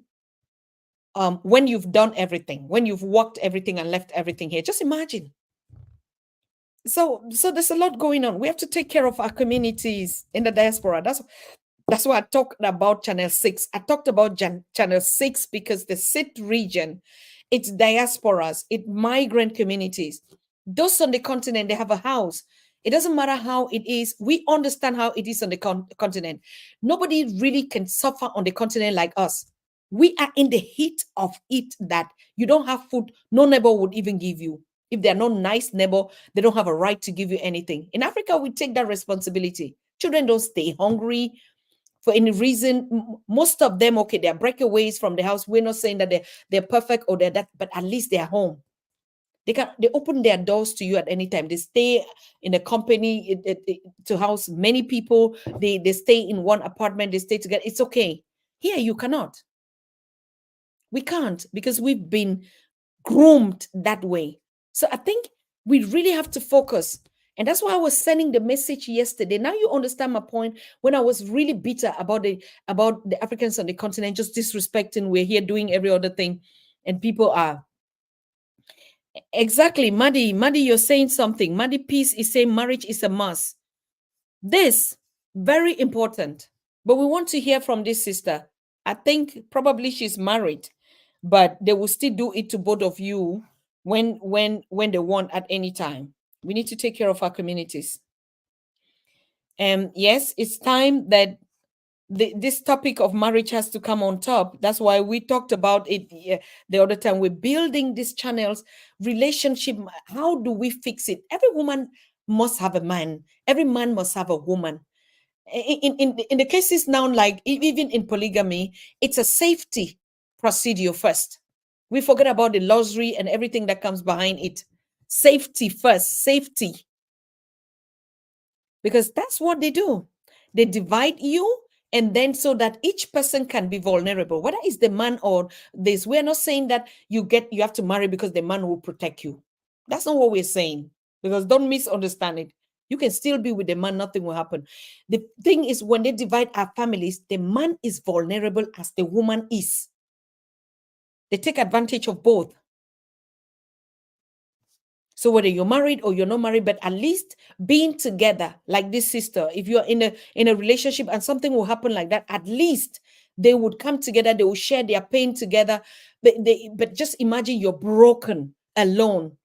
We want to encourage a lot of marriage between us. It's a must. To be honest with you, it's a must, because that strategy of always broken us is a strategy to divide and to conquer each other. And we cannot allow that to happen. If we're intelligent and love, we have a lot of women, brothers in refugee camps that don't have access to go. Why don't we intermarry them? We that are already here. But you see the discrimination between us. No, you see, he's an asylum, he's a refugee, he's a man, he's a woman. Does those things that everybody that has opportunity would do. Yes. Why are we busy talking only about those things that has to be? You see now, I like the vibe. This sister came live now and speak the real thing that we should be doing. I said it. We should spend time making love with one another, building our love relationship, building it in a stronger way. Families, our girls should not be left on their own, kicked out of the house at 18. We African parents, we are the one even promoting it. No, keep your girls at home, because they're the ones at most risk even. Then when they go out now, they begin to mingle in communities that we don't know, and with aliens that we don't know, and they will be again and say, because we think it's a lifestyle. No law is telling you that your child has to leave that house. But the law just say at the age of 18, the child has the autonomy, they have their right, they can decide how they want to live. But they're not telling them to leave. But most of us, we think it's a style, and we even say it. I know a lot of parents who go around, oh no, my child has left the house. Now is this, for us, is independence. Yes, they can leave the house that you're living in, but they can live in the same neighborhood, in the same city. And then we start bringing some of this kind of country talk. I call it country talk. Yeah. They start bringing country talk and saying, they have to get their independence, because there's no respect when we're how did you grow up with your parents, for God's sake? How? And there was still respect. But it was a matter of security and protection.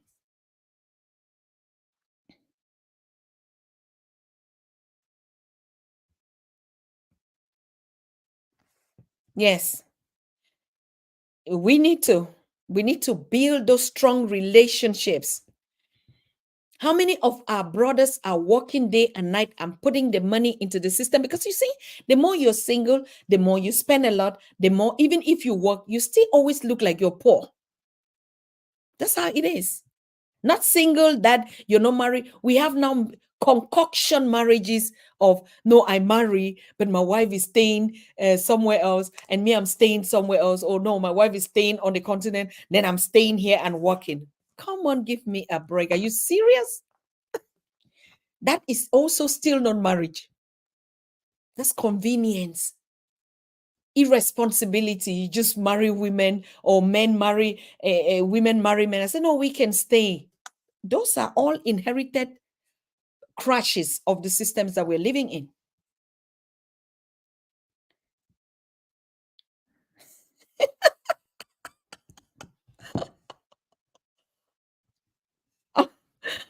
What is my brother Kofi saying here? Okay, enough about me. I don't see a cash for Dr. Tata. Is she monetized? Okay.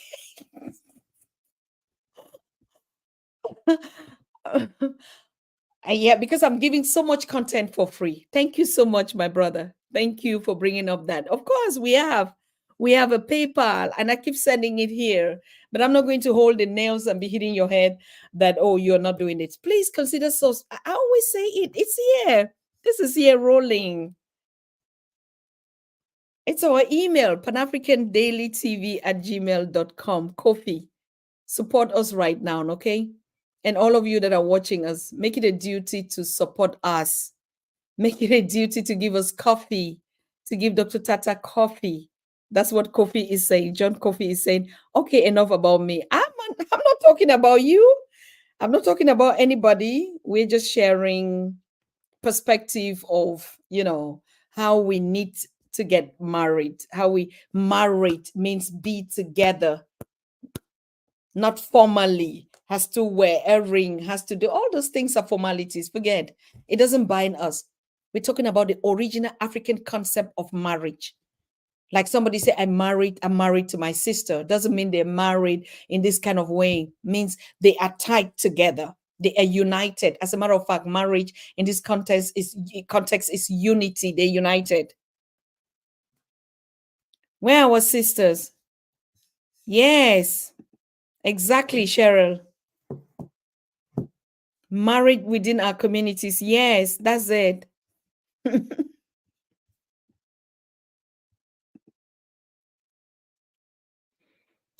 We have to marry among our communities.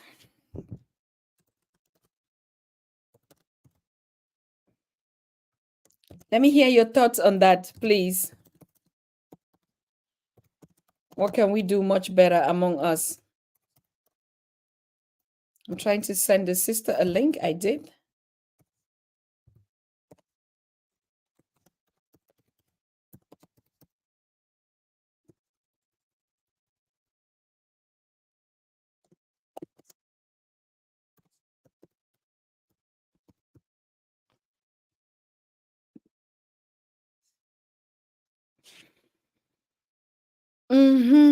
Okay, I think she cannot join. I don't know for whatever reason.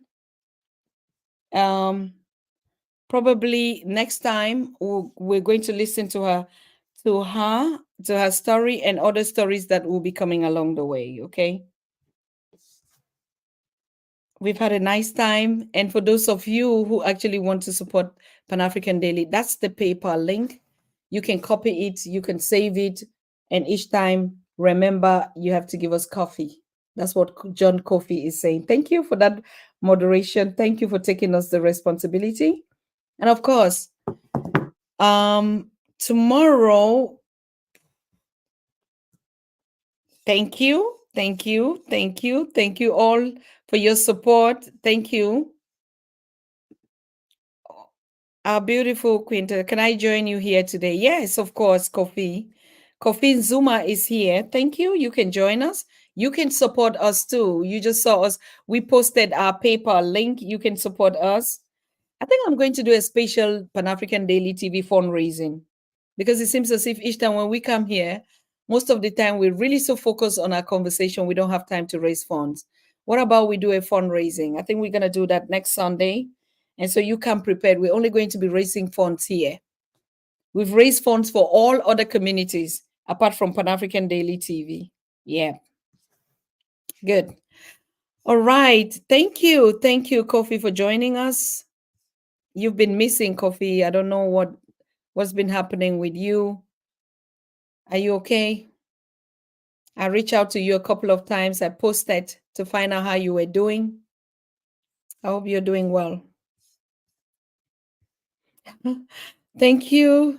Thanks always, Africa Must Unite. Thank you to Ono. This one is new here. Ono, Africa Must Unite. I know, Kofi, you always support. That I know.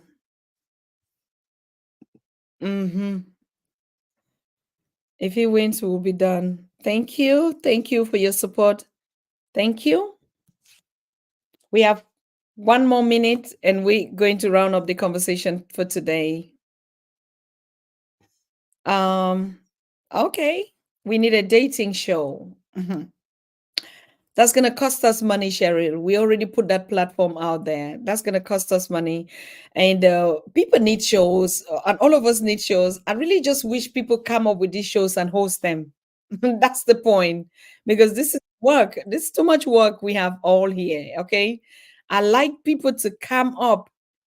Okay. I like people to come up and host them. Bring your shows and host them.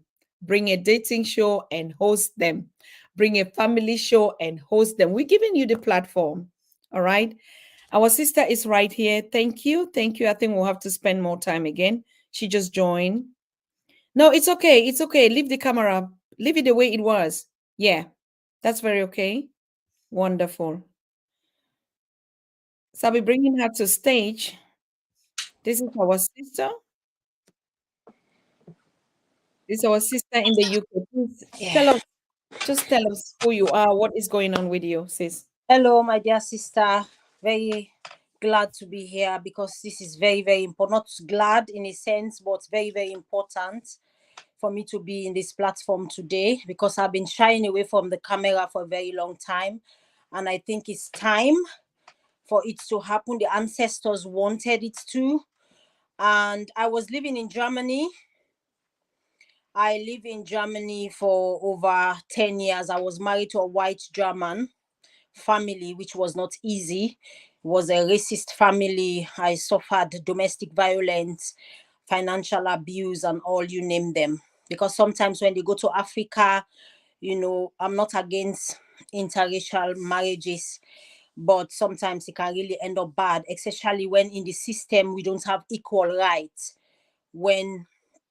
When something happens, they tend to take one side higher than the other, you know, because you marry to people when you are on an equal stand. If there was an equal standing, there shouldn't be any reason of us not interacting because we are humans. We are meant to interact with each other. But when we're living in a system which is very, very biased and fear against us, African and Black people, that's the reason why we have to be really, really careful. So I was young and naive and wanted to explore the world. So I come across a German man and we married. We lived happily. We had 2 children until I had my first son, where the mother wanted to control what should happen in the family. So I said, no, this is not going to happen because I'm an African. We have our own culture and tradition. Because the thing is with these people, we respect them, but they don't have respect for us. And for us to have respect, we need to demand it.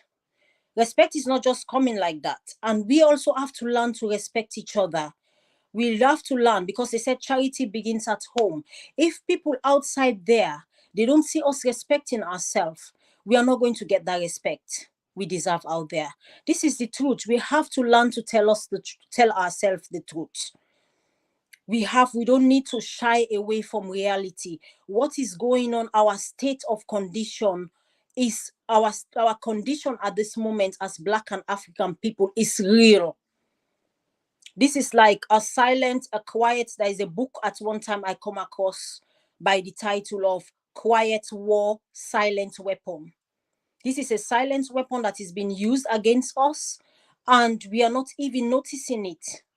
We are not even realizing it. I think we've been back to the days of slavery, where our ancestors have been taken. And before our ancestors been taken with chains and padlock on their mouth, it didn't just happen. They were also enjoying, just like our days now. People are partying and making different types of program, and they don't even realize it until the enemies were at their doorstep. And they couldn't able, some of them were not able to defend themselves. They just take them along. And this is exactly what is happening with our time now. We have the social media. We have a most powerful tool in our hand as Black people, and we remain to be ignorant. Ignorance in these days, there is no excuse. Ignorance nowadays is a choice, because all what you need to know, you can go to the internet and make research. We need to re-educate ourselves. We need to unlearn all what we've learned before and facing reality. This is real. And I think the ancestors wanted me. It's time, because I've been through a lot. What I've been through is more than my age. But I was like thinking, going to the media, I'm camera shy. And the ancestors said, no, you're going to do it until November 22nd, 2023 last year, when they jumped into our house and took all 4 of my children away from our care. And our baby, our third born, who's just turned 3, I don't even know where they are living at the moment. The only thing I have to do, I just have to be strong as a Black woman. Because when they take your children away, they're expecting you to break down or land in the hospital, and then they'll bring a psychological and they say you need a psychological assessment, which of course they are not going to take responsibility of what happened to you. So once the psychologists are paying them a lot of money, and then they label you, said you have psychological problem, and they say, oh yeah, you see, that is the reason why we take the children. And our son was experimented on at the hospital. I'm not talking a conspiracy theory. I'm not making any allegation. This is something I have proof for. And how did I know it was experimented on? After the experiments, they give us a paper to sign. Here in the UK, United Kingdom, at the Birmingham Children's Hospital, one of the famous hospitals in Birmingham. And because of I had some experience for medical, because I used to, my ex-husband, the parents, both of them are doctors. My sister-in-law is a doctor. His father is a surgeon, and the mother is an esthetician. So at least I'm comfortable among medical people. I'm not the type of person who say, oh, doctor is coming, or this one is coming, or title, or being carried away by titles of people. I respect people when you respect me. I don't respect people because of your status, because of your money. I respect people that have respect for humanity. If you don't respect me, even if I'm eating my gari on my sugar or my milk, I will still prefer to eat it than my dignity be taken away. So I'm not the type of person shying away because of someone has title or you have money. But when you respect me, I respect you. I don't care who you are or where you're coming from. So when this thing started, I noticed everything because I've also worked in the hospital. I did working experience. I work also in the healthcare in Germany when I was back then in Germany. I came to UK 2019. And they started doing all type of, just a checkup. We went with our son. And the way our son been treated like a criminal, and he was just 3 weeks old, 2021, February. And we're asking the nurses, what is going on? I said, then if you are not ready to take care of my baby, I will take him to the hospital where I was born. And guess what? They threatened me, we're going to call the police for you. So it's like, even at the beginning, before they even start the checkup, checking him, they were like asking me, what's your immigration status? Are you married? It's like they're trying to check the ground. Imagine if my immigration status was bad. Imagine if I was single at that time. So imagine what are people that are coming here that have immigration problem and they're hiding from the system, and their children will be experimented on for free because they cannot talk. And I believe that is the reason why the nurse was threatening me with a police, because she was thinking that maybe I have my immigration status is not so immediately she called the police. I will just immediately allow them to do whatever they want to do. So I said, why are you threatening me with police? What have I done wrong? If you're not doing the right thing, it's my right, it's my baby for me to talk that you are not doing the right thing. And I was really shocked. So I had to call my husband. My husband came to the hospital and they told us, oh yeah, mom, dad, let's go to one room. We want to explain to you what is going on. And immediately we get to that room, we come back, our son was swollen up. They inject all type of substance. See, today, the hospital cannot give us account of what they did to our son. So when we moved here, because we lived in Birmingham 2019, and 2021, we moved to Kent, Medway, in the United Kingdom. That is like 30-40 minutes to London. So when we move here, we're waiting to expect, because we make complaint on the hospital 2021, November. So they said they will get back to us, and they didn't get back to us 2021, 2022, 2023. So we start treating our child privately because we don't trust the hospital that is called NHS, because the medical system here in UK is not like in Germany. In Germany, we have Krankenkasse. Sister Susan know what I'm talking about because she's living in Germany. We have Krankenkasse where everybody can choose their own insurance. But here they have like a one general thing, which is NHS. So when we make complaint about the hospital, we're expecting them to respond. So we said, okay, since we've made complaint, we don't feel safe anymore to take him to any NHS hospital. So we decided to be engaging privately with our son. And May, all of a sudden, we've been here 2021, 2022, 2023, May, we visited a private pediatrician in London. And then all of a sudden, at the end of the month, a social services is knocking at our door, said they are interested, they are concerned about our son. And it's a black lady they send. If they only send people that look like you. And then we were thinking, say, oh yeah, it's a black, African woman like me. She's going to understand my story, what happened, my experience, my terrible experience with the hospital. And she came, we invited her, explained everything from A to Z. And I was expecting this woman that she's going to give us best advice how to go about the situation. And guess what she did? She went along and put us under what they call, they said, child protection or whatever, that there's problem by his arm, when there was nothing. And this is what they are doing globally, even in Canada, because I'm now connecting with different mothers from different places that are going through the same thing. Because if it's only one mother coming out and talking, they'll say, oh yeah, maybe she's not normal. But you can't say all the women that are talking are not normal. So, and all of them are telling me, oh, all of us are going the same thing. We just started a small group now of women that are sharing their experience, that social services are on their neck, threatening them to take their children away from them. So they make a meeting and they started making meetings. I said, why are you people making meeting? We've explained our story, what happened with our son. We need to know that these nurses and doctors who were engaged in what happened to our son, because our son was growing and all his movements, all his early stage, motoric, in Germany, we say motoric Entwicklung, development, yeah. We are very slow. But I was thinking that because of the horrible treatment, what he passed through, and the experimental machine they use, and even the machine caused a bleeds on his brain. And I said, maybe that's the reason why he's not developing. So we visit the private pediatrician May last year, 2023. We go and realize that our son ended up with cerebral palsy, which is a neurological condition.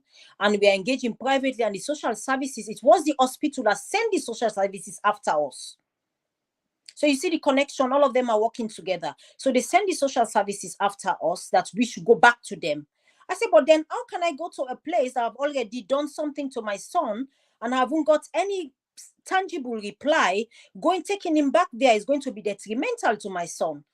So, and June 26, the social services black lady come again with 2 police officers at my door. I said, what is wrong? Why are you people harassing us? What are we doing wrong? And he said, our son need to go to the hospital to that particular doctor that we've not even been there before. And I said, why should you force us to go to the hospital? But we have our human rights. As a parent, it's our choice to treat our child the way we think is right for him. And he said, no, I have to go to the hospital. And before you know, a lot of time she's going to call backup. A huge police presence was here last year, 2023. They forced our son to the hospital to go and take his blood. So they force him. Imagine a doctor that had never seen him before. So human rights in UK is really, really our human rights or whatever, because I would say human rights is because if I say human rights, I say understatement, because what is happening to us is not happening to people that don't look like us. It's not happening to the Caucasian families. There are lots of Caucasian families out there that they are not even competent like us, the African parent, but they don't go there. They don't touch their kids. And if even they are going through difficult time, they support them for their children to stay with them in the house. It doesn't matter what they are doing. If even they are beating or shouting, it doesn't matter what they are doing to their children in UK, but they always try to create avenue to protect them for the children to stay. But for us, they will only look for excuses. And if they don't have one, they will try to create one for you by all means necessary. And the difference, because I've lived in both places, I live in Germany and I live in UK. And the difference between Germany and the UK, Germany will not force to take something really that don't belong to them. But here, if they need something from you, they will try to criminalize you. So imagine we are accusing the hospital of neglecting our child, and we need investigation. We are writing complaint, because here, according to their procedure, you have to follow a complaint procedure if anything happens to you from the hospital. So we are following the complaint procedure back and forth. And then we made the last complaint, and we are expecting a reply last year, November. Last year, November, we called, they said, oh yeah, we're going to reply you. And guess what our reply was? Our reply was sending police officers at our house to come and take our baby and accuse us of what we are accusing the hospital of. Make it make sense. They said we are neglecting our child. I said, but how can we be neglecting our child when we are accusing the hospital for neglect, and then now you're putting it on our head? Of course we are not neglecting. We take all our documents up to date. Even I just canceled my private consultation with my son because he's not here. For me to even cancel it, it was very, very painful, because I know how it was difficult for me to get that particular pediatrician, because she has like 30 years, Asian, has like 35 years experience, and our waiting time is so long. I had to wait like 2 to 3 months for me to get in line, and for me to call her to say I can't come. It was really, really terrible for me. So, and they came, we explained to the police officer everything, say this is what they have been doing us, back and forth, this is what the hospital did, and this is our private engagement. And they just say, oh yeah, okay. They just put it aside. They didn't even want to look that, because the aim was to take the child away, the children, but we didn't know. We just explained, because we know that we don't have anything we're hiding. We are good parents, we are good citizens.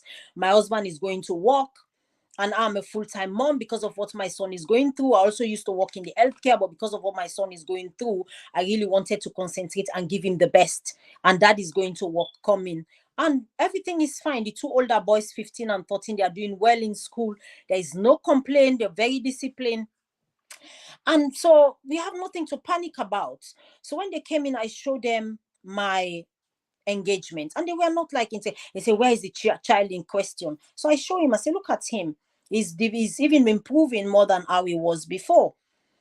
I said, we even tell the social workers that say they care about children, if they want to know what we're doing, we bring in all our reports, what we're doing, to in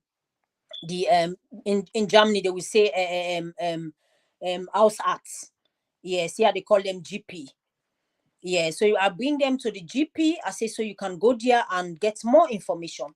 And then they were like making poker face around, all of a sudden they said, the other police officer said, okay, we are going out. So immediately my husband is opening the door for him to go out. He called the backup, not knowing that all of them were already surrounding our street. It was so scary. All of them, our street was full of police officers. And then they make, you're under arrest, like as if, I was really shocked. I was even afraid. I thought maybe my husband is going to lose his cool and, take action, and then the thing is going to escalate. But our ancestor just touched my husband. My husband was so calm. And they took him, they handcuffed him. He's just coming from work. He's an engineer, just coming from work. He has all his suits and everything. And they took him. And me, I was alone with the 4 children. My baby 1 year, 4 months, and the other one was still 2 years, some month. And all of them now, they were all over the place. So I took my phone and started taking pictures. Stop snapping us. Don't take pictures of us. Don't take pictures. I say, well, if you know that you are doing the right thing, why should you be scared of me taking picture of you? I say, it's a normal thing. You have your camera on. I also need to have my own evidence. So they were like, going after me. I carry my baby on my back in the African way, because I know the torture, what he's been into in the hospital. I'm really scared for them taking him back there, because if the hospital is not properly investigated and they take him back there, there's a tendency that they might pass him off to cover up, for a massive cover up. So I was really, really scared. So I was having him at my back. He said, give us the baby, give us the baby. I said, no. I said, why should I give you my baby? What have we done wrong? We've not done anything. Give us the baby. And they were following me all over the place. And the other children were terrified. And finally, another woman came and they snatched the baby from my back. And I thought that day I'm going to die, because I never think in my life I'm going to sleep a single day without my babies. I said, oh my God, I'm dead. But guess what? A cold wind of the ancestors just come from my head. I just feel, all of a sudden, I just feel relaxed. I was asking, what's going on? It was like a horror movie. And then all of a sudden they said to me, I'm also under arrest. And I was just turning around. I don't even know what to do. I said, can I hug my baby? Can I hug my children? Can I? No, you're not doing anything. You're coming with us now. Enough is enough, or else we're going to seize your phone. And they took me. They arrested me. The 22nd of November, they arrested me. My husband didn't even know that they arrested me. They took my husband there. My husband was thinking I'm at home with the children. And by the time I get to the police station and they started swapping our mouths, making our arms as if we are criminals, when we never, since we've been here in the UK, we never have any confrontation with the police. We don't have any criminal records. We don't engage in any illegal. We don't drink. We don't smoke. We're a very clean, decent family.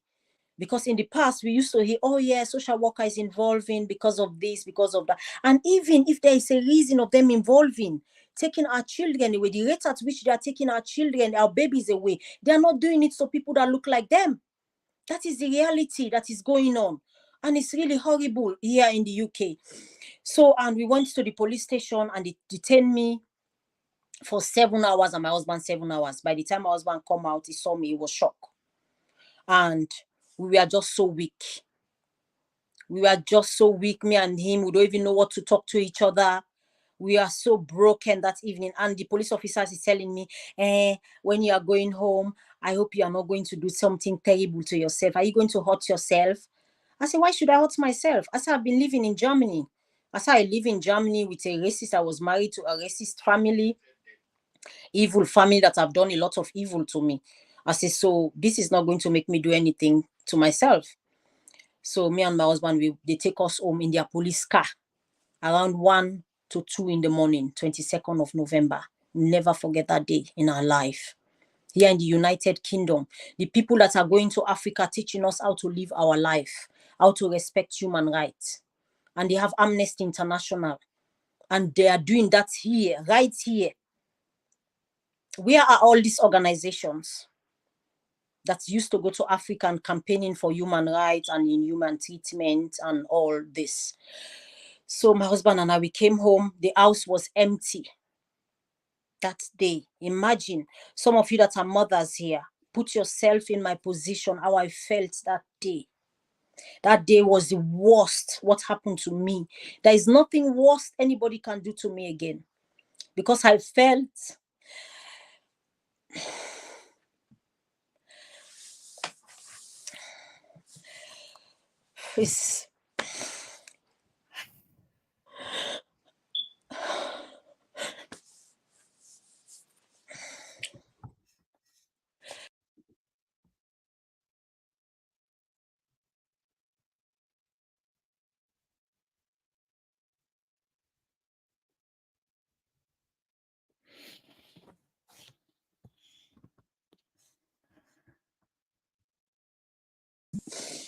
So we came home, me and my husband.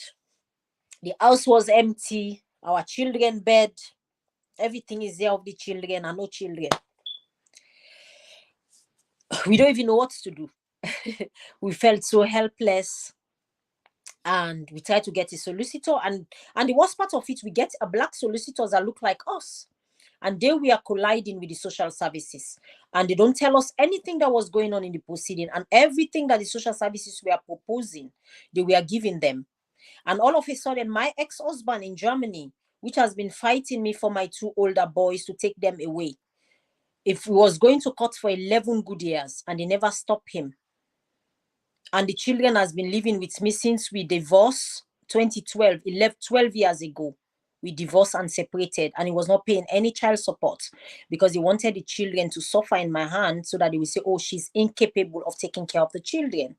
But by the power of the ancestors, I met my husband, my current husband, who stood by us at that time in Germany because he lived in UK and in Germany as well. So we met in Germany, and he was the one supporting us, me and the 2 boys.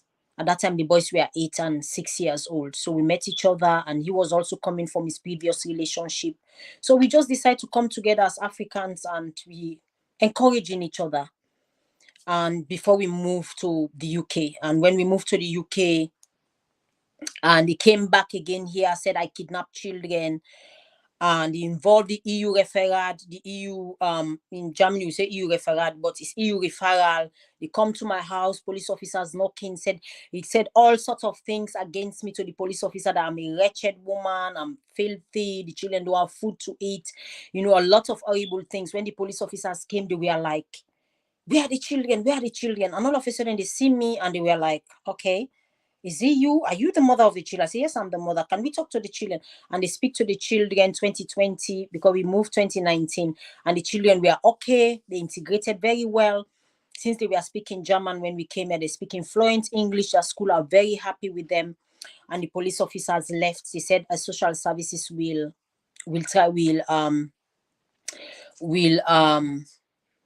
assess, we make an assessment, we'll come and talk to you. I said, okay, no problem. She's welcome. She came to the house. For the first time, I had the time to I have the opportunity to tell my story. Because in Germany, I will tell my story. Nobody will listen to me. Nobody will believe me. The white man is always right. I'm just a black woman who is a gold digger and looking for somewhere to dig gold. So nobody will listen. For the first time, when I wanted to ask the woman, I was a Jamaican lady, lovely lady. When she came, I wanted to explain my story. He said, oh yeah, this is going to be too much. I said, if I don't explain from the beginning, you're not going to understand. But at the end of the day, gain better understanding, and the children explain also their horrible experience. Imagine the grandparents of my husband was calling my children even nigger, kleiner nigger, and teaching them how to hate black people. They'll be reading books for them, and when there is they will put a book in front of them, how they teach them to hate black people. They'll put a old wrinkled old black woman and then a young white Caucasian on the other side. And you know, for children, for their brain to proper process information, so the child will see the Caucasian, will be laughing and playing with the face, you know, and then the grandfather will point to the black old woman, and my son, we started slapping the face on the book of the. I said, wow. I said, so this is how they programming our children. So it was really so scary. I said, oh, this type of family is not a good one. So I go through all those things, and after that, it's our ancestor even that take me out, because maybe I was not ready to go to even leave him. But how it happened, the separation happens, and I end up in Frauenhaus, women's shelter. I find apartment around the area, but they were still stalking me, going after me. So I had to move to another state, and they still follow me there again. And 2 years, the children said they don't want to go there, because when they go there, they'll put them to be fighting each other. There are 2 boys. They were making them to hurt each other. They'll be coming with marks on their body. And if I ask him, he will not give any request. And even if I reported the issue, they'll just ignore me. So when we come to the UK, I thought it's going to be a breath of fresh air at least, you know. And then we came here again. We followed through EU. And it didn't succeed. And the assessments came out. They said it should not come close to the children, or else it will cause injury or death. Not knowing that he's planning another plan. He's planning to use the next back door. And the back door, which I suspected, because his parents are doctors and they have influence internationally. So the rate at which they treat our baby in the hospital is not normal for a European standard.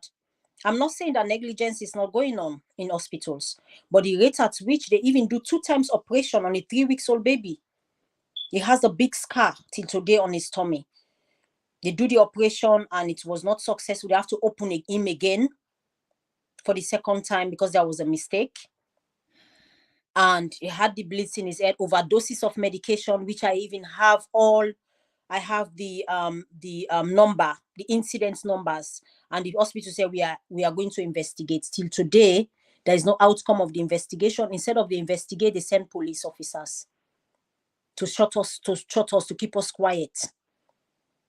They took all my children away on that day.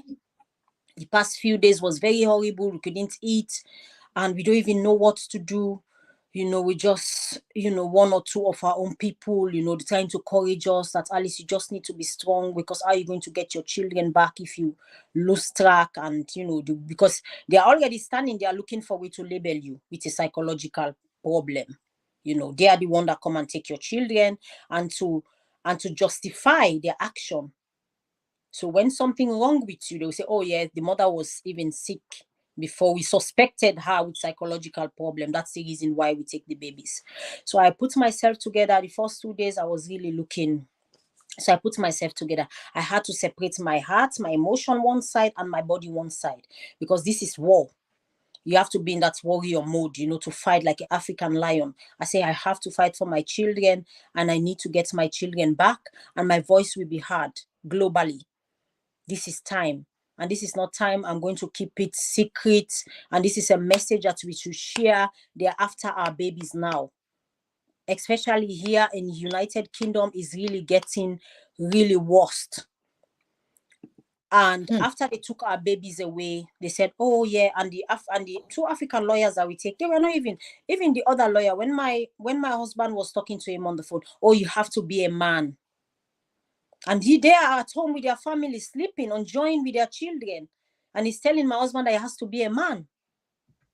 People that look like us, they're just ignoring us. And they took our children, to different families. They just scatter them all over the place.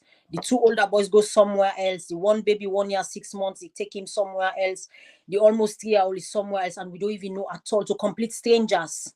So you see the psychological problem they are causing for our children. So this is happening just like the days of slavery, when they took our ancestors, how they were doing the Black Americans, snatching their babies away.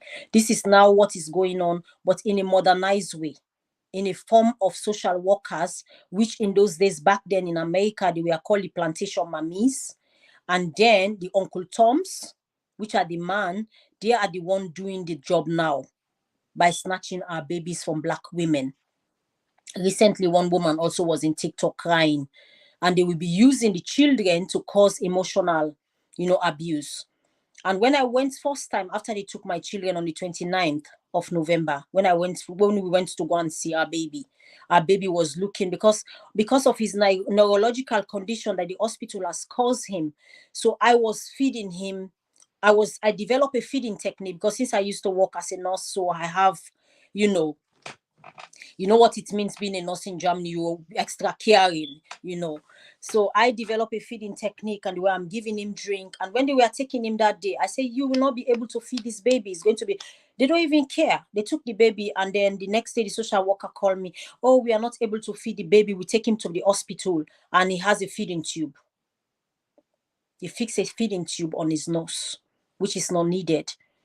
Using medical, we don't use medical. It's like taking a paracetamol when you don't have a headache. And they are doing it to a 3-week-old baby. People that is proclaiming all over the world that they want to save the children, that they are caring about children. When they are talking about children, I don't think it's our children they are talking about. We have to understand what is going on. It's real. And they said, my baby, I said, what hospital did you take my baby to? I don't know. So because of you, the complaint is on the hospital. They don't want to tell us which hospital, so that we are not going to write any complaint. So they decide to keep it secret from us. And till today, we see them. So I documented the first time I seen my baby was hungry, he's dehydrated, all the lips were dried. Is looking so bad. And my other baby, the 1 year, some months, all the skin is, I know our African children's skin, we know how to oil their skin. Is different, and they don't know. I don't know if it's to a Caucasian they take them to, or whoever, or Asia, or whoever, that don't understand how to take care of Black babies. How to go with oil and go with stuff, because it's so emotional. But I had to be strong, because if I go there and see them and start crying and going all over the place, that's exactly what they want. And then they will say, oh, look at her, she's not capable. She's not capable. Look at the picture of him with the feeding tube on his nose. Oh my God. See how look at his neck. That's my son, how he was looking like in there. Look at his lips. Yeah. That is our children, what they are doing with our children here in the United Kingdom, using them to rotate their system. Show me on my birthday how he was looking like. I'm going to show you how I was looking like on my birthday, on my birthday, before 3 or 4 days before they take him away from me. Imagine, as a mother, for me to witness my child, it's really horrible. So they've put me in the position that I am now. I'm not scared of anything. They already killed me alive, to be honest. It's like ripping my heart away from my body. That's how I feel. That's how I feel. And I was feeding the baby, and then the next time I wanted to go and see him, and the social worker called me in the morning. I hope when you're going there, you're not going to misbehave. I said, how am I going to misbehave? What are you talking about? I have no idea of what you're saying. Oh, don't go and misbehave. Don't go and do this. I said, oh, that's what you're planning to do. Are you planning to set me up? No, you can go. I said, no, you know what?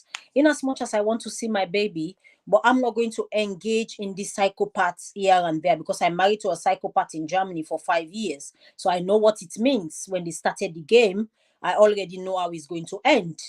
So I said, you know what? I'm not going, because you're trying to build something up so that you people will have excuse of why you took my baby away.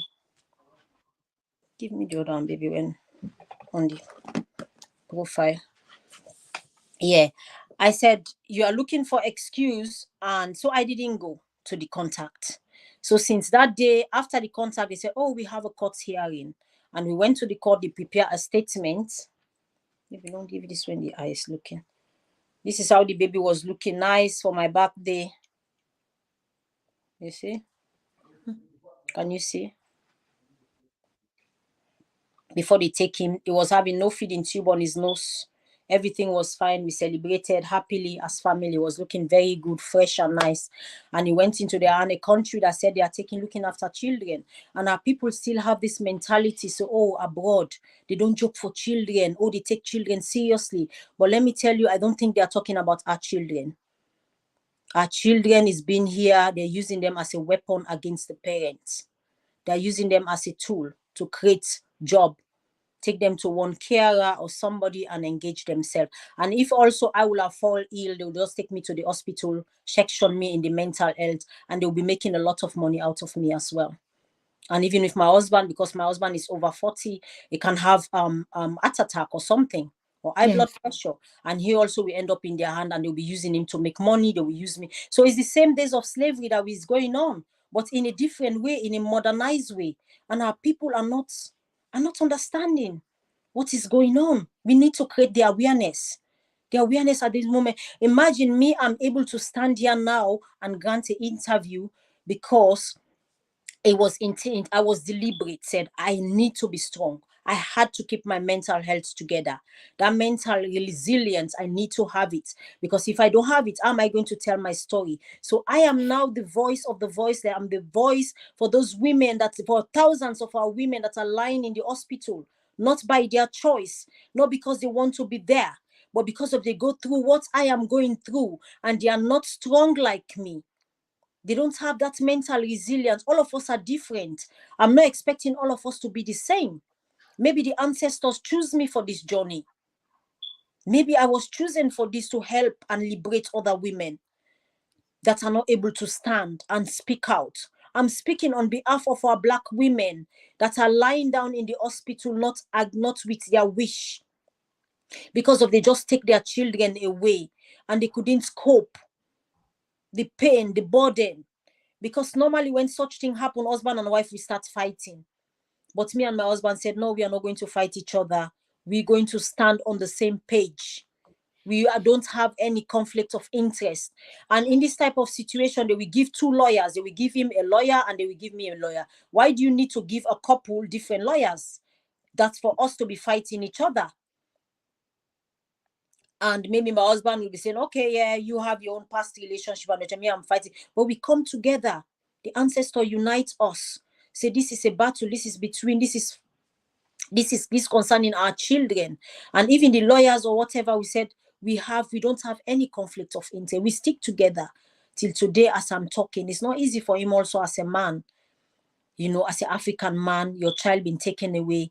He's not an illegal immigrant, because maybe they will always have excuse, say, oh, he's an illegal immigrant, or oh, he's drinking, he's smoking, oh, is this. They have absolutely nothing.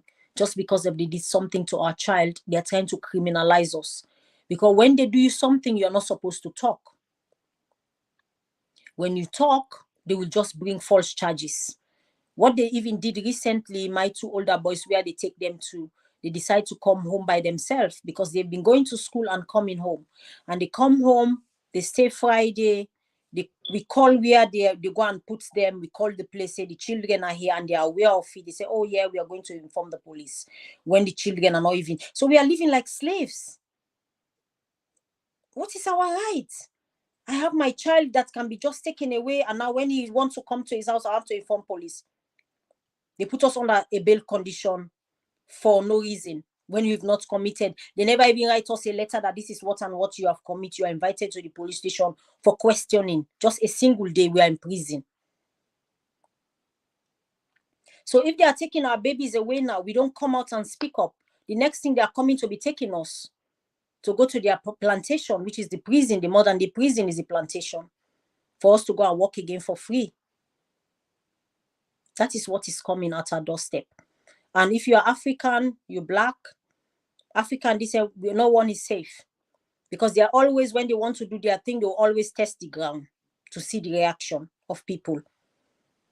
If nobody talk, they do it to 1, to 2, to 3, you know, they'll just be testing. It's just a matter of time. They just started coming to knock your door and said, oh, we saw you collecting a biscuit from a supermarket the other day.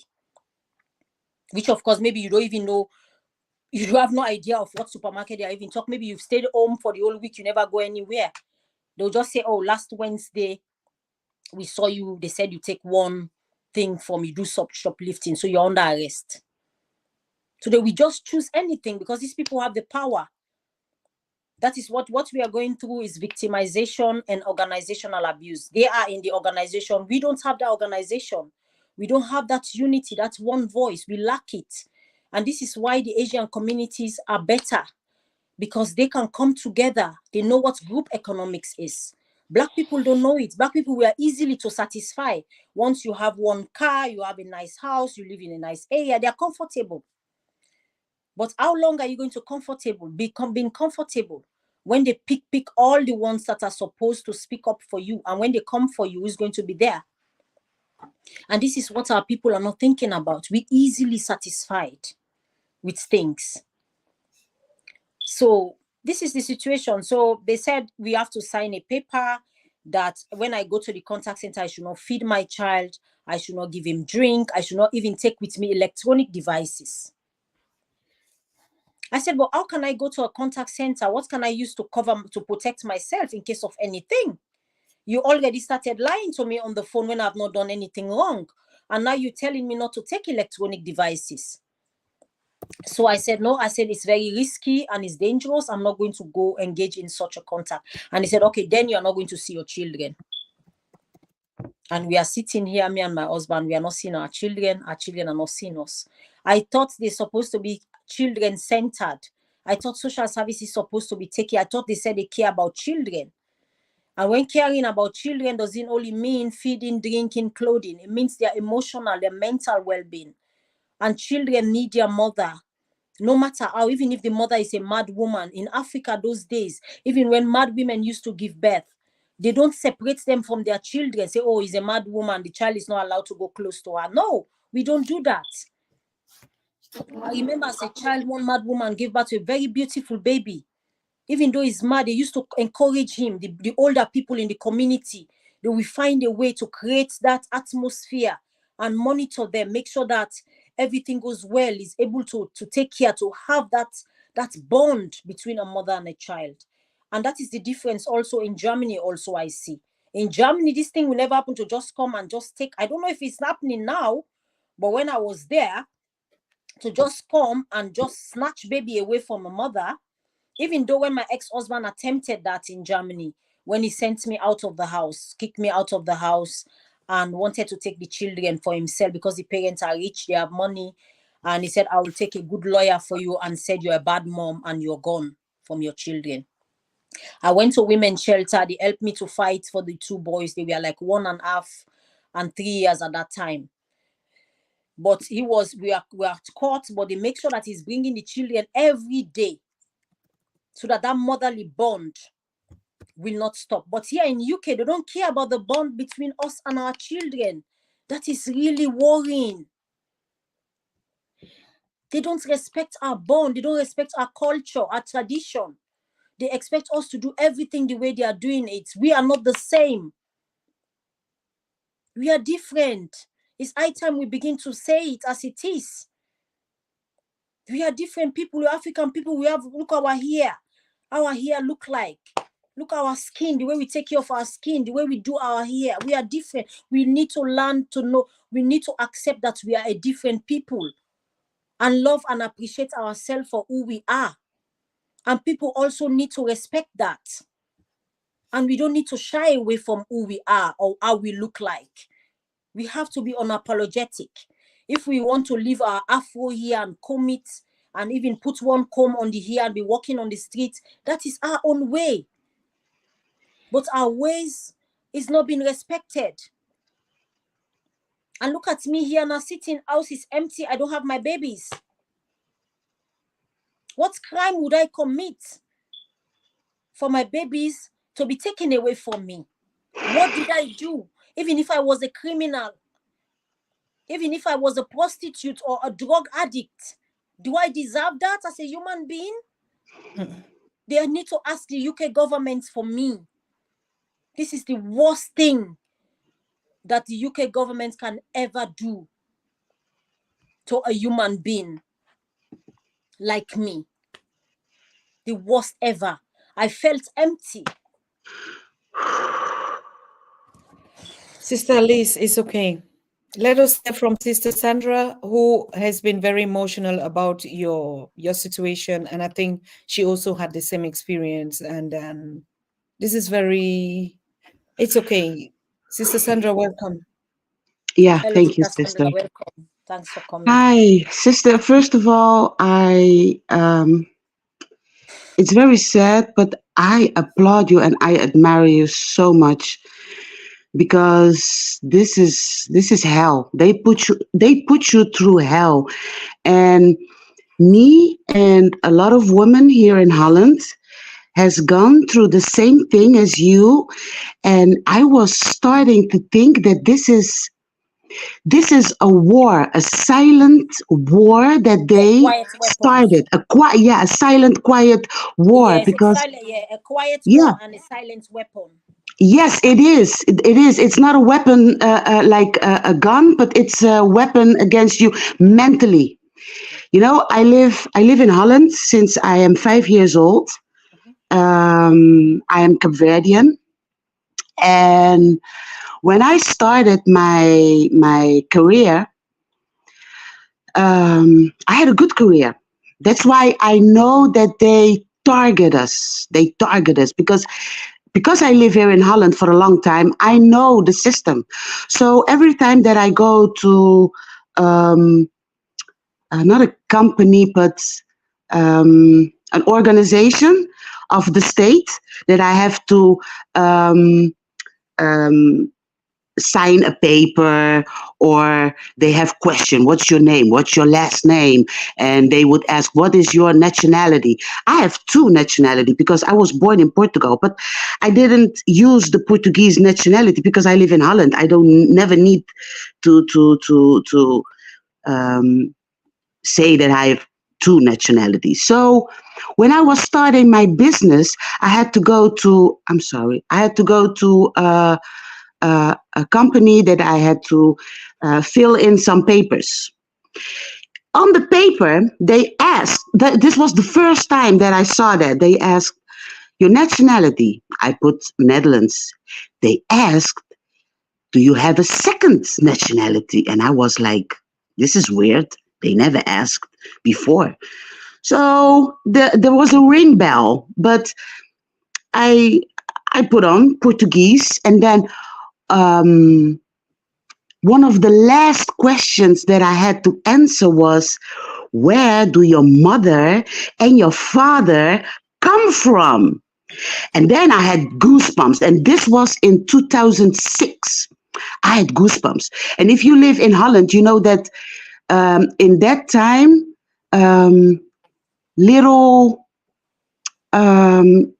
the government, we had the racist people that started to come up. Here in Holland, we had Wilders, and in Germany, we had also one, and in Belgium, we had also one. They were really small.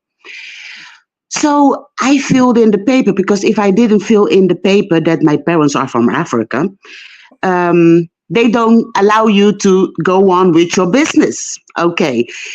Everything in, like you said, your ancestor is always with you and they always telling you the truth. When I had to fill in my second nationality and where my parents came from, I was like, this is so that they can pick us out, you know, because my name is Sandra Maria Soares Oliveira. It's not an African name, but it's a colonized name, you know.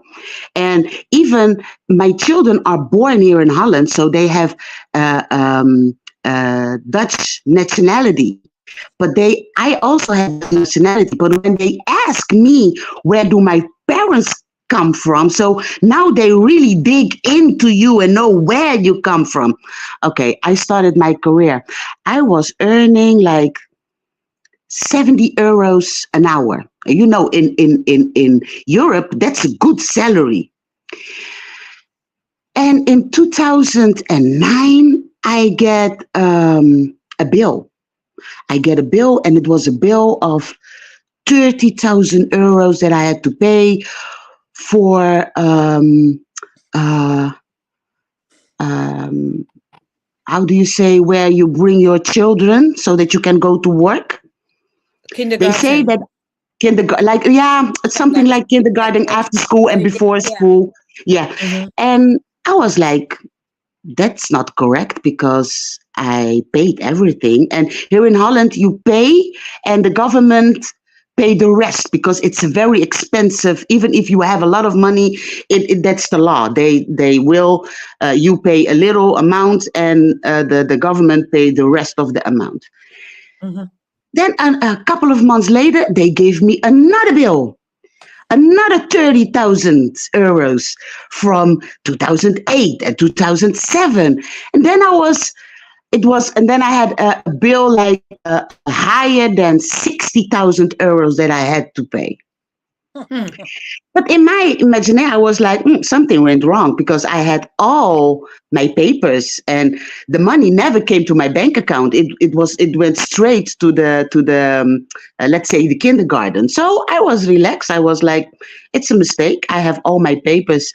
Sister, even if I had all my papers, they did me wrong. Nobody looked through my papers. Okay, to make a long story short, in 2019, because it will destroy you. It will destroy your career. It will burn you out, you know, because now you're working hard to pay that bill that's not correct. But no lawyers couldn't help me. Even if I went to how do you say the child care center. No, you have lawyers, and then you have the one above a lawyer. Barrister. Barrister. No. Wait, rechter. Judge. To the court. To the judge. Yeah, to the court. Yeah, to the court. Even if I went to the court with all my papers correct, the judge of the court would always do me wrong and say that the texts are correct. Okay, then I had to understand that I had to pay. I came in a burnout, I came in a depression, and that's where it started. When you come into depression, they come in with the child protection, scheisse and everything.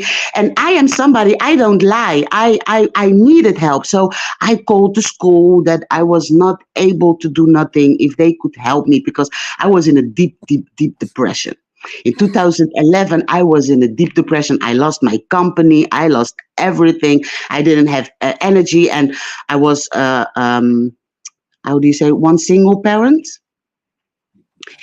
And even when I called the school to help me, they didn't. But I really wanted help. So I called to the government and I say, I need help. Can you guys send somebody to help me? Because I'm down and I'm a mom. They did nothing. Then they sent the child's system everything, and they wanted to test my children for HDD. And I said, he doesn't have HDD. I am crying every day. He's just he's feeling like this because he's seeing me sad, you know. But they wanted to test him. They tested him 3 times, and he didn't have HDD, but they wanted to give him the medication because he has the system, the symptoms. Mm-hmm. And I was like, listen, even when your parents is an alcoholic, yeah, and is lying in bed every day, the child would have the same system. So I'm not an alcoholic, but my behavior is like an alcoholic because I am in a depression. So I refuse the medication for my child. So I wanted somebody to come here and help me with the children and everything. Then they sent another lady, and she came and she was like, okay, then in the time that you need to get yourself together, we will take your youngest son and we will put him somewhere in another family till you get yourself together. And he was like 6 years old. And I was like, but that's not a good idea, because if he goes to another family, instead of you helping us here in his household, he can never understand why he's in another family. He's going to feel that I abandoned him. Okay, the lady said, okay, you are not you're not helping. You are a danger to your child. And she sent a letter to the child government to come and take my children. I tell you, my luck was that when I called for help, there was a lady that picked up the phone. She didn't take me serious because I called, you know. And my luck was that the letter that they sent to them came on her desk. And she remembered my name because my name is SM. SM is sexual, so you won't forget. SM Soares Oliveira. So she was like, I recognize this name. And she called me. She said, I cannot believe that they still didn't help you and that you are still in problem. Listen, I'm just calling you to tell you that I throw your dossier in the garbage. Okay, this was in 2012. In 2019, this whole thing came out, that it was not a war only against me, but there was a lot of black parents here in Rotterdam and in Amsterdam, that did the same thing. Sister, I'm listening to your story, and it's a story of a lot of moms. I am one of the lucky ones that I only lost my career and I lost my mental health, but I know mothers that lost their children. And when you lose your children in such way, they put them in a house, and then they put them in another house, and then they put them in another house. So a lot of mothers haven't seen their children for 15, 14 years. Some boys, I have also luck with my kids, because when you grow up in very poor here in Europe, because that is what happened when you give a parent a bill as high as that, you are taking everything from that child. Everything that I could give my children, I couldn't, because the only money that I had was 50 euros a week to do the shopping. You know, and with 50 euros a week, you cannot put your children on a sport. You are, it's like cripple. They crippled us. They crippled me, so they crippled my children. And that's what they did with all the other parents. A lot of boys that grow up with that 50 euros a week, they went to the criminal ways, you know, because a lot of parents now, they visit their children or in jail, because they were brought up in Holland with no money. And here, if you have no money, it's notable. You are wearing the same jacket as last year, as 2 years ago. So a lot of children are in jail. A lot of children don't know their parents. They are starting to know their parents. Plus, 2010 children died. They didn't tell the parents nothing. And now they cannot even tell the parents how they died. So I am like, this is a war, and we didn't have nobody to protect us in this war. And now they can say in Germany, I believe that Belgium is doing the same thing. Switzerland is doing the same thing. Holland is doing the same thing. There is a war. There is, I believe, 100% there is a war against us. Mm-hmm.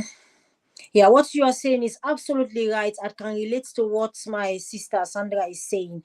When I was in Germany, when I separated with my ex, in as much as the parents were doctors, they are capable, they have money, they are using big cars, it could not pay me anything because they want to cripple my finance for me not to be able to take care of the children. And I went to court the normal way. The court they just ignore me, that nothing come out of it. No. And he tell the children, he said, I'm not going to give you anything because you refuse to stay with me. Exactly. A black man would have done that. Exactly.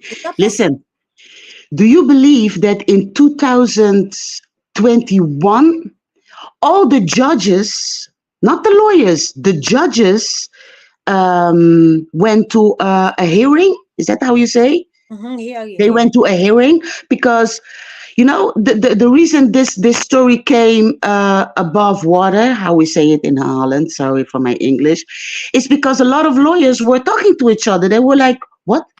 You have a client that has a problem with taxes, child, oh, I have one too. Oh, and I have one too. Oh, Jan also has one.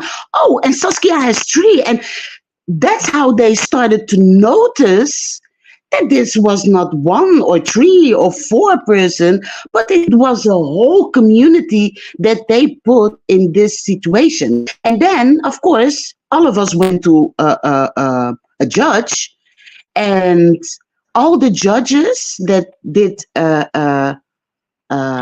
were corrupt, because it's corruption. The only person that didn't have, the papers was the tax that was giving us the bill. But we had all our papers. We had all our bank papers to show, like, no, this is what happened. This I paid and I went to work. These are my hours. And still they say that the texts were correct. Okay, the judges went for a hearing. Some of them say, yeah, we felt pressure from the taxes above them, so they had to. Some of them say, yeah, it didn't sit right with me, but I had no choice. But do you believe that even when they say that they did that, none of them are paying for nothing? None of them has going to jail. Nobody's paying for nothing. I'm trying to not curse, but it's okay. It's okay. Okay. So I get you, sister. I get you. And I know when you said that it is a war against us, 100% it is. It is. Yeah, one of the social services was even saying, do you know how many children I have on my control? I have over 40 children. I was like, 40 children? You know, it was so very strange that they are bragging, having children, 40 children. You know why they brag? You know why they brag? Because every children that they bring in, they get the 13th month. It's like a bonus. Okay. So it doesn't work like, okay, if you help a family get together, you get a bonus. No, every time you get a child out of a house, you get a bonus. And when they put the children in another house, those people also get a bonus. So it's a business. No, it's a business. Like trading our children. So modern day slavery is going on right in front of our face. It's a business. Yes, it's a business. And they are doing business. They know that they cannot do business with the Dutch children, because the Dutch children has the same culture. They have a Dutch culture. So when they see that you are a foreigner, you are from another country, that means that you have other standards, and they will come to your house just to watch the standards. There is a movie or something on Netflix of a family, a brown family that went to the same thing. And in that movie, they show you that it is a business. They will see if you are a foreigner, you have another culture. And that woman, they catch her because she eats with her hands. So they pick on that she eats with her hands, and they see it as something barbaric. You know, it's her husband. Her husband doesn't do nothing at home. He's a macho, and then they will look for small things, and when they get you, they know that you're gonna what you said. You're gonna act out of emotion, and then they pin you, and then they pin you. Yeah, The one section they you said you have, because even when I was living in Germany, I went to IKEA at one time. The Caucasian man was slapping the child at the back, and nobody said anything. All of them just pretend as if nothing happened.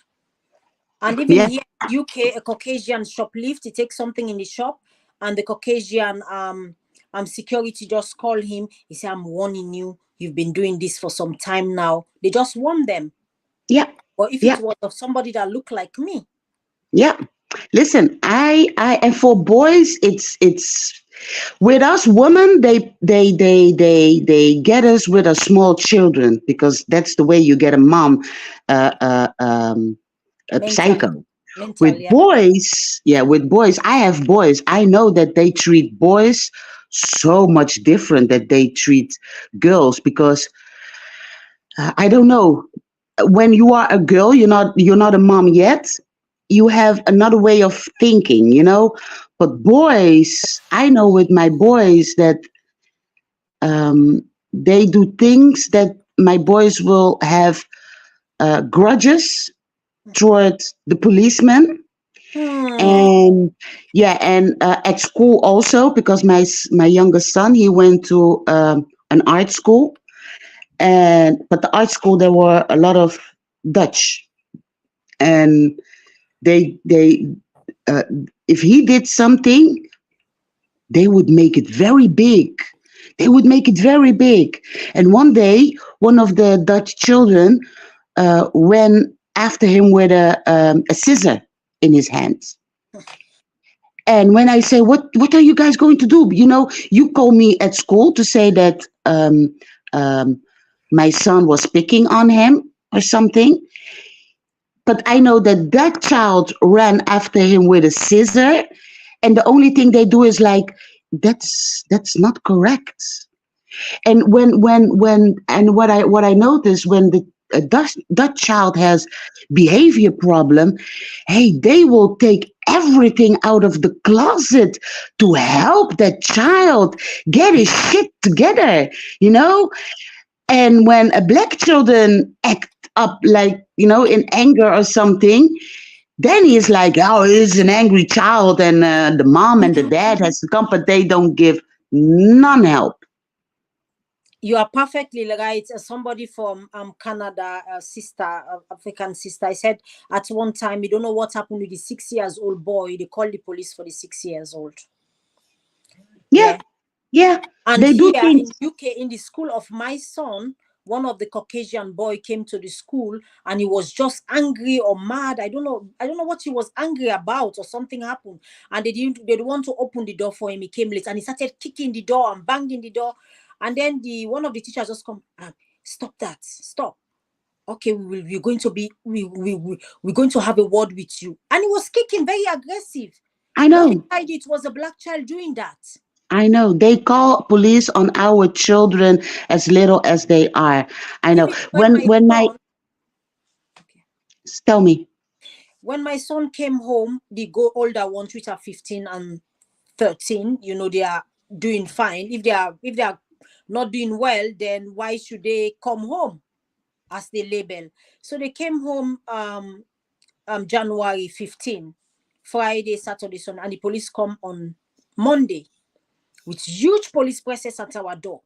Break our door. It's just because of his dark. I will have show you. I will send you pictures. It's break our door and come in and gone in after the house. Where is the child? And the children say, leave our mom alone. And they handcuff me. I even still have the mark here. They handcuff my hand very tightly and have swelling on my ankle. Even when they take me to the station, they lock me for 7 hours and I was crying, pain on my ankle. They say, oh, the nurse is coming. They just throw us out. They didn't do anything. No nurse, nothing come. And then maybe they will have said, okay, because of I'm an illegal immigrant, I'm a German citizen. Yeah. But yeah. Because yeah, I know. And you know, sometimes I say, oh yeah, because maybe it's illegal, you know, you'll be fine. Maybe. But I'm a German citizen and I've been treated like this. So we should not say, oh, because of I'm born in Europe, I'm a British citizen, I'm safe. As long as you look like this and you have connection, you're melanated, you're not safe. Sister, listen, when they call police for our children when they are 6 years old, 10 years old, and that's an age that you have to call the mom and the dad, you know, not the police. I believe that they do those things just to, because when you are a little boy, policeman is a hero. You are on the side of the policeman, you know, and what they do. Of the war. Yeah, what they do with our children is they break that. They break that. That vision of the police as a hero, because my son, when he was on the art school, they would go outside and to buy candy and everything, and he would be with his Dutch friend. The police would stop them. They would be 3 of them or 4, and the police would stop them, and then the police would ask only my son search his bag. Only my son. And the other 2 Dutch boy didn't have to show their bag. So that is mentally you are destroying my son's, you know. And if a Dutch friend of him would say, why only him? The police would just say, shut up. You know, so. But listen, Sandra, they are on code. Yeah. Sometimes they don't need to speak to each other. They know what time is it. Yeah. Sometimes to say on code, when they're on code, they don't need to talk. Yeah, they know exactly what to do. Oh no, I believe that and then guess what? Like they always play bad cop and good cop. Mm-hmm. When I was having issue with my ex, the sister was the good cop. She came, oh Alice, I'm so sorry for you. What you're going through. If it's me, myself, as a Caucasian, I find myself in Africa. I wouldn't like, I felt, I wasn't trusting any one of them anyway. So all of you are the same. Just go and be after me. It's going to be like go David and Goliath, their Bible story. I said, I'm David. I will wield my sling and stone, and you are the Goliath. And I said, no, we want to help you. And she came. She sent me all the letters the mother was writing against me, that they should fight me to take the Sorgerecht, they call it in German, the child custody away from me. They should unite and send me away and she explained to me all that. And then guess what? Later she was telling me, oh Alice, you've been through a lot. Why can't you go for a psychology, to make an assessment? To make an assessment. That's to get your guards down, and then when you get your guards down, you do stupid shit that they can use against you after. This is why I was saying in the chat with this thing, when you were talking, you were telling your story, I was like, I had think of this before, but when you were talking, I was like, yeah, we need a website with Pan-Africanism lawyers in Holland, in Belgium, in Dutch, in we really need that, because when these things happened, the Dutch lawyers also, like micro discrimination, they don't know how to handle it, because sometimes when you're black, you feel, when you are being discriminated, but but when you say it, when you tell the story, Dutch people will listen to you. It was like, no, I don't think it was discrimination. I think it was just no. Yeah, that's, how they call that. You know how they call that code. Yeah.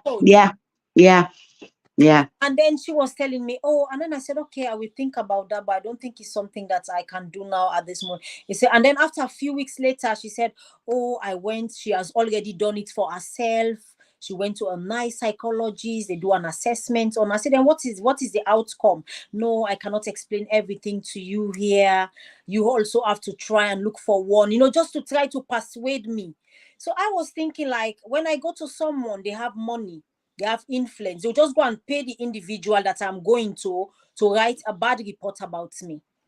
So they'll just go behind my back and collect and pay money so that they can write that I'm crazy, I'm stupid, and then they will now go to the social services. The social services will now have a passport in their hand to take my children away and give to the brother. So I didn't do it.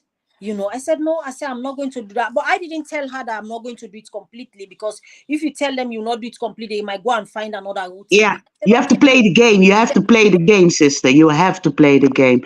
And how is your situation now? My situation now, the children are not, they took the children away with absolutely no reason. Their threshold is nothing there.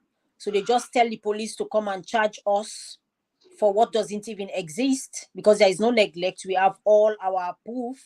So they put us 3 months. So for the social services to have time to get the children, they'll put you on a bail condition to keep the children away from you. So that is the moment. So we have to change our solicitors and find Asian ones, because look, our people cannot even represent us anymore. Look how dangerous it is. Because for these people to have the bold mind to do what they are doing is the insider. Because they said a witch cannot, my grandmother used to say, if a witch come to your house, somebody's in that house that opened the door. Because it's people like us that are collaborating.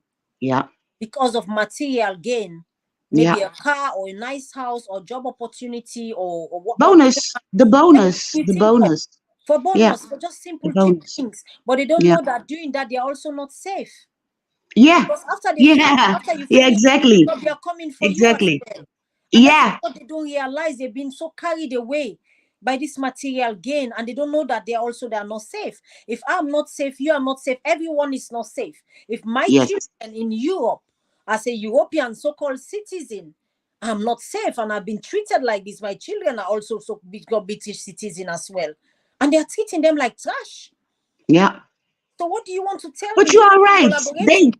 They are doing that, but you are absolutely right. They are not safe, because here in Holland, when sister Sandra, you are not safe, Tata, you are not safe, your children are not safe. No one is safe. Listen, the reason why they think they are safe, because some of them don't want to lose their job and some of them want that bonus. But listen, the reason why I was target and a lot of other people was target was because we were doing better than them. Not supposed to do I know, I lost all trust in Dutch people, because I know it was none of my friends. It was none of my family, because most of them didn't know what I was earning. They didn't know my salary. The ones that knew my salary was my colleagues. So they are doing this. They are going to your house for that bonus. But the moment that they are doing better than their other colleagues, they will go through the same thing that you are going through now. Yes, exactly. And sometimes when they send them for such a mission, if they fail, they can still go after them as well. Because they need to. Yeah.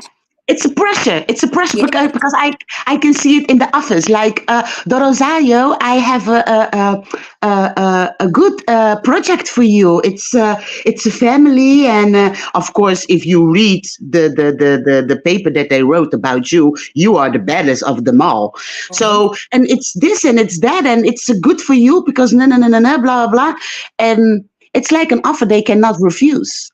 But what you have to have balls to say, no, I won't do this. Oh, why not? Because she's black. We know the pressure that they can put you. Why not? So they are playing along to lose at the end. Yeah, the last time we went to court, the first judges and And the judge was saying, how can I judge now? So if you don't have what to judge, then why did you accept the case? Yeah. The judge need a psychologist to judge, because they want to pay a psychologist who can come and assess my husband and I. Imagine, we have been taking care of our children. Social service was never involved in our life. And we have a 15 years old, which I never had help from social services. And now all of a sudden they took our children away. For them to justify them taking the children away, they will find a psychologist to come and do an assessment. So what the assessment is going to be, they already know the outcome. They are going to decide what the outcome going to be anyway. So we told our solicitor, the new woman, that we say, we are not going to do any assessment because there is a complaint. We already had issue with the government officials, with the hospital. We report about the police. We reported the NHS hospital. We said we were back and forth with complaints. And if we don't get a final complaint, if we don't have a final response, we cannot go to a lawyer for the issue. So because of they don't want to give us the final response, they had to find a psychologist to make an assessment that we are, so that our complaints, so that they don't need to respond to us anymore. So we tell our lawyer that no, we are not going to do any assessments, because the assessment medical, you cannot force medical on anyone. I'm not wearing my underwear on my head. I'm not standing on the railroad. I'm not walking around naked.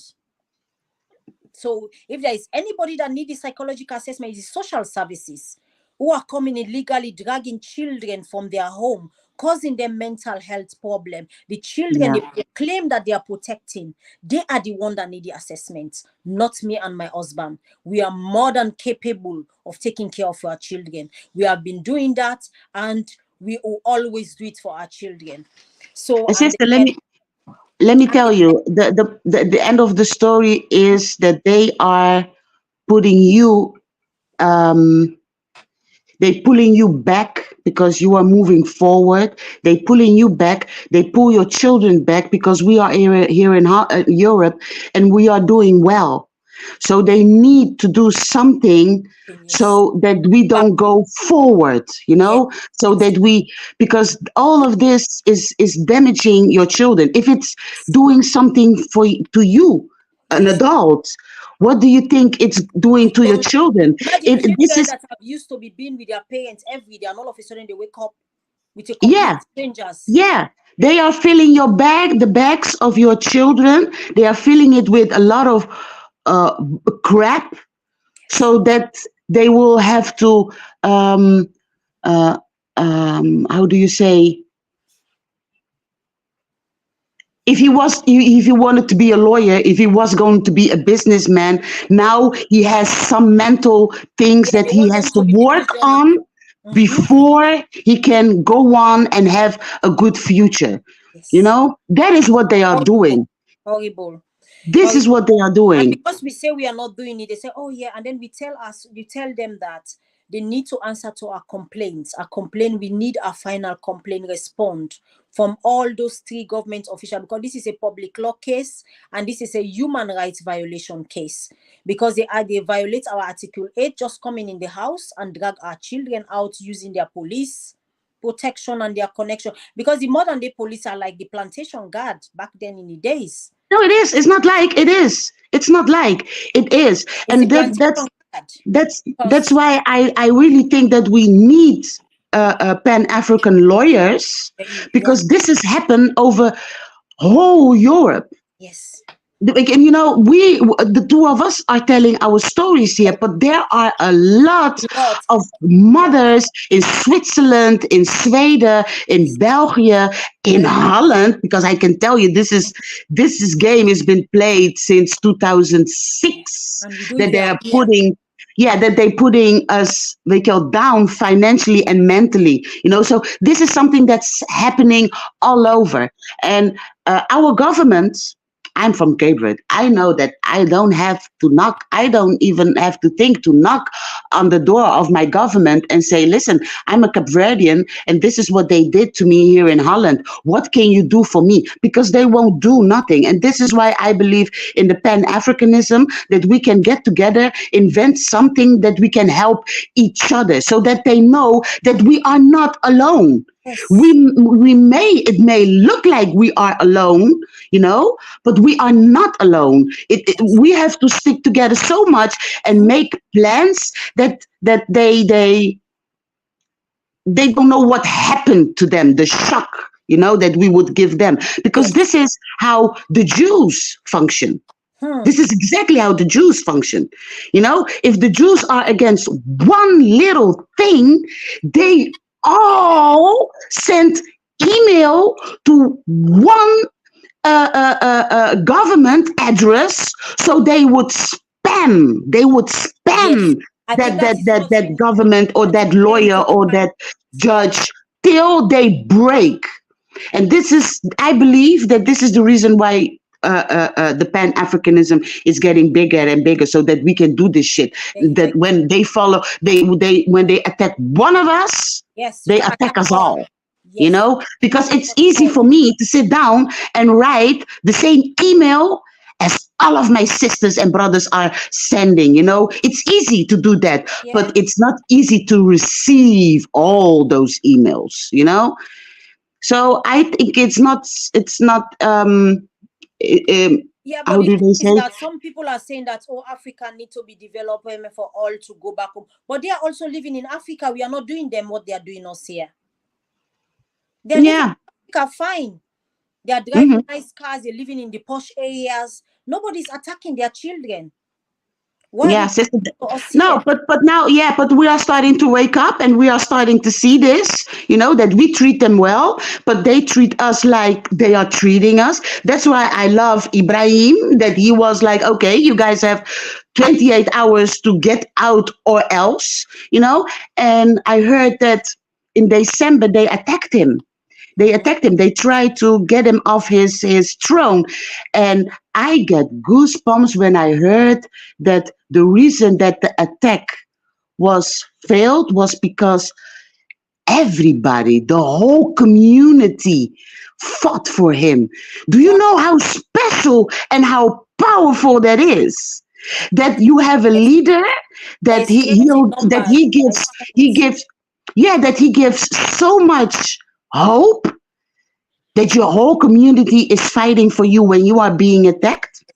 And we still don't know who attacked him. We still don't know if it's France, because France has been doing this for a long, long time. In the last 20 years, like 23 leaders that France killed. So now that Ibrahim is there, of course, France is not going to just let this happen. But I was glad to hear that the whole community, everybody turned up to be a soldier. This is great. What's happening now? It's great. For this evening, please, family all over globally. This is a global attack. It's not me alone. At least I thank the ancestors for bringing me here, giving me the voice, giving me the strength, the courage to do what I'm doing. Thousands of our women are lying down in the hospital because of what I am going through now. They don't have a voice to speak. So we have to set example with my situation. Let everybody look how we are going to help. Even if it's to write to the parliament, to the EU, to the African Union. Of this issue that is going on with this family, that our family is under attack, our children is under attack, they experiment on our child and they don't want us to talk, they want to criminalize us, and we don't know what they are doing with our child at the moment. They are still, the last time I saw him, there are a lot of needle mark on his body. We don't know what they are injecting into his body. And the social services were asking me, oh, what vaccination does he need? What's he need? I said, they don't need at the moment. I said, because they have strong allergic reaction. They are looking for a way out to get their bonus from all these injections of vaccines or whatever they want to put on their body. This is so evil. Because it's they are in their hand. So they think they can use them they want to make money with them at any level, at any cost. So we really need help. Our children are not safe. And we also, me and my husband, we are not safe at the moment. So we are crying out loud for help. We cannot do it alone. We are fighting. This is a powerful people. We are talking about the police. We are talking about the NHS of the whole England. We are talking about the social services. This is what is going on with us now. Okay. Taka, this is also great what you are doing, sister. Giving us a place to talk.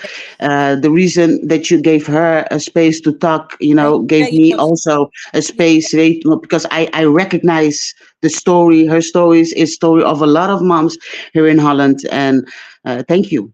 Thank you very much. And you, sister, I admire your strength because they took me down. I wasn't that strong as you are. They took me down.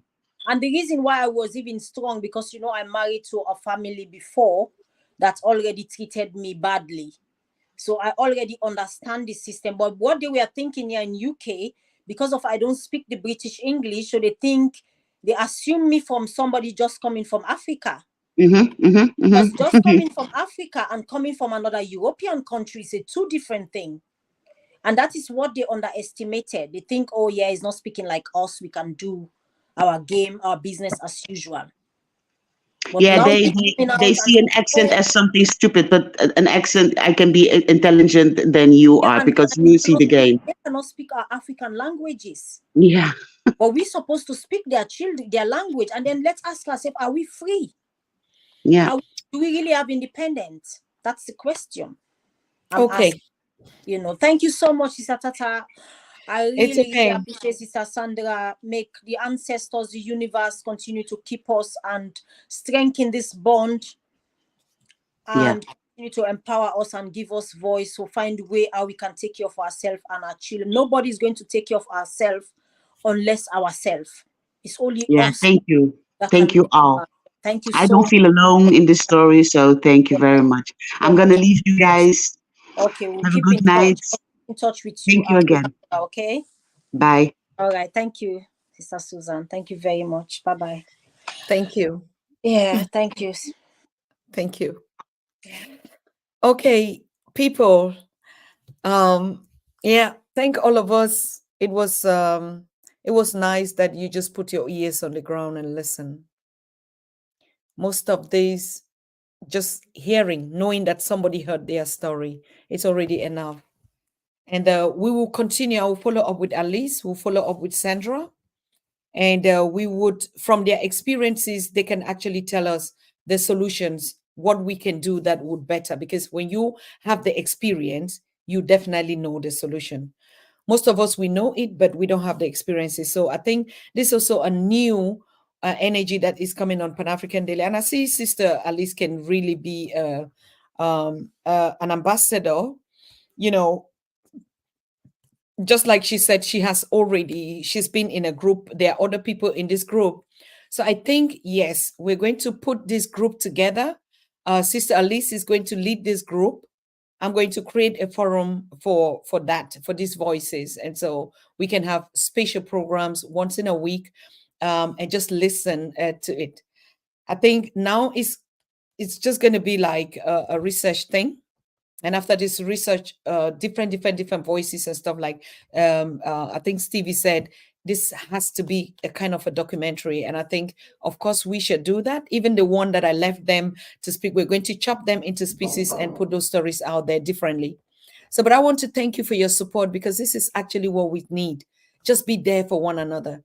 Even if you don't talk, just cry with one another, or just sympathize with one another, or just give them those words that you were giving. Consoling word is more than any medicine can cure.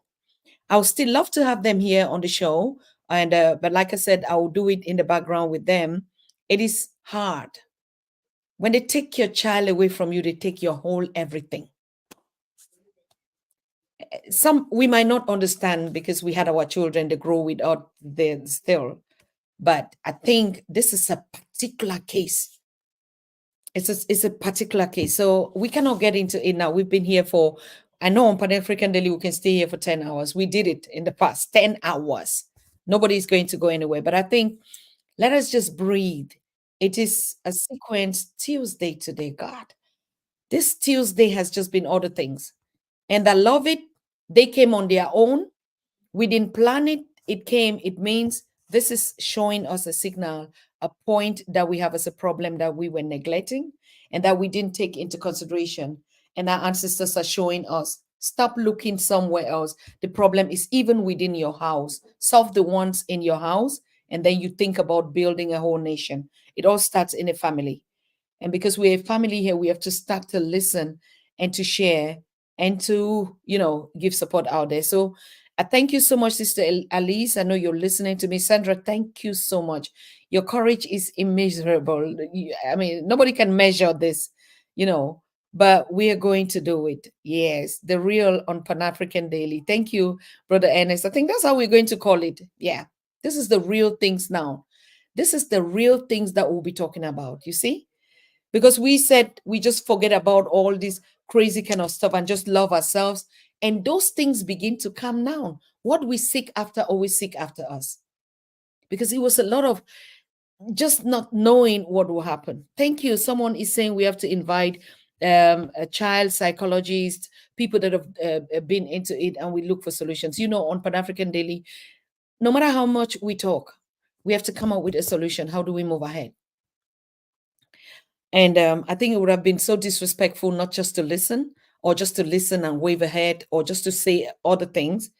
It was very good. And I appreciate you. I thank you so very much. Yes. Thanks for your help, moderators. Exactly. Thanks for your help. All the moderators, all the contributors, everyone that actually brought out her story, the ones that were, throwing out solutions. There's a whole powerful lot going on here on this Pan-African Daily. But I also thank those that are supporting on, and please, we need support. We need financial support. We can manage these things just by talking. Now we need to put a group of counselors on the Pan-African Daily. Dr. Wade Nobles has said it. The greatest psychologist in the world is him, and he was here on the show. And I think he could be the one that we really could orientate to them. I think another professor too. I'll look in the repertoire that we have, those that are psychologists, because this is the problem, the healing that we all need. They're even saying their own about children. All of us, each and every one of us had a little bit of something. Even though we smile and we look normal, because we've been contaminated through all this kind of stuff. So thank you, people. Thank you so much. Yes, of course, we need a financial structure. We cannot function like this because the first thing, we are poor. That's the problem.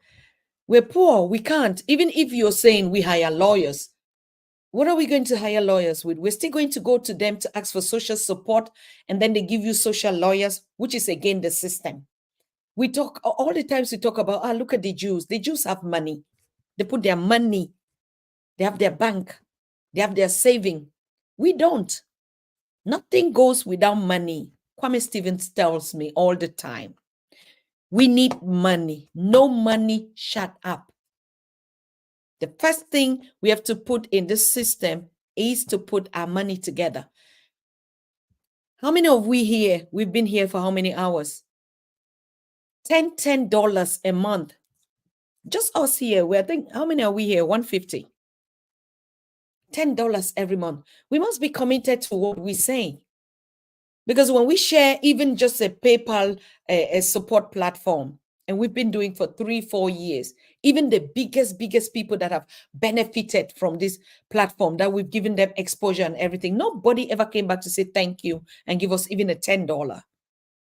You see, it's our problems. We have to start first with the money. We have to get a scheme, we put money, and we begin to support these things. Like now this sister is talking, we could stand up and say, we bring a lawyer from anywhere. When do we say lawyer? Yes. Do you have a lawyer? You're still going to need support from their system. Gives you a social ticket to go look for a lawyer, and the lawyer becomes one of them.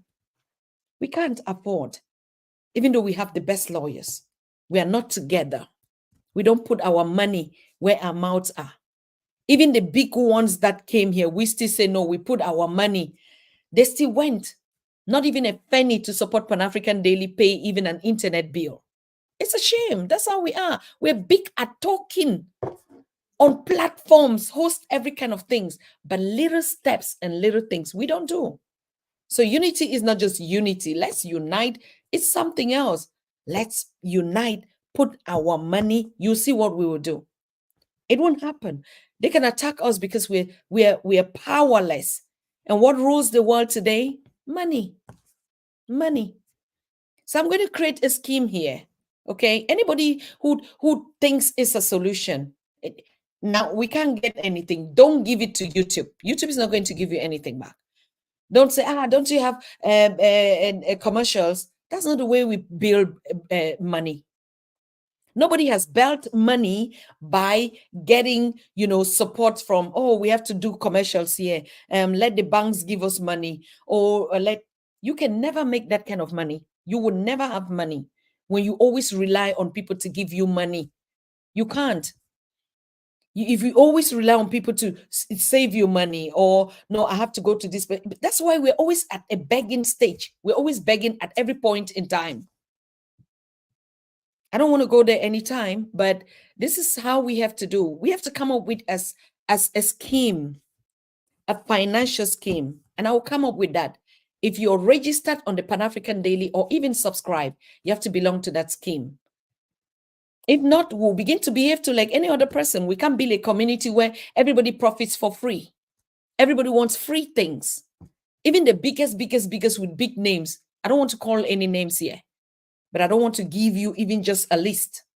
You'll be sorry about ourselves, because it's easy to talk. Even the big talkers, they don't do anything for their communities. Even the least. You cannot be a leader at the AU when you don't start in your little village to even sponsor a child to school, to give water to drink. If you don't even know how to thank people that are serving you, you can't. That's why every freedom fighter, every movement is broke. Everybody that fights for this nation and this continent dies poor. Because yes, we enjoy it. We enjoy the conversations. We love it. We do this. Let's save our babies. Let's do this. She's here, Alice. We would have said now, let's gather and raise this. Is it going to help? We have to put a financial, it must not be big. I don't know why we think that we must do big things. We must build cities to become relevant. No. If you don't start by feeding the little ones that are around you, people that are hungry, just in your household, you can never build a city. No matter what kind of projects you have, you're just dreaming.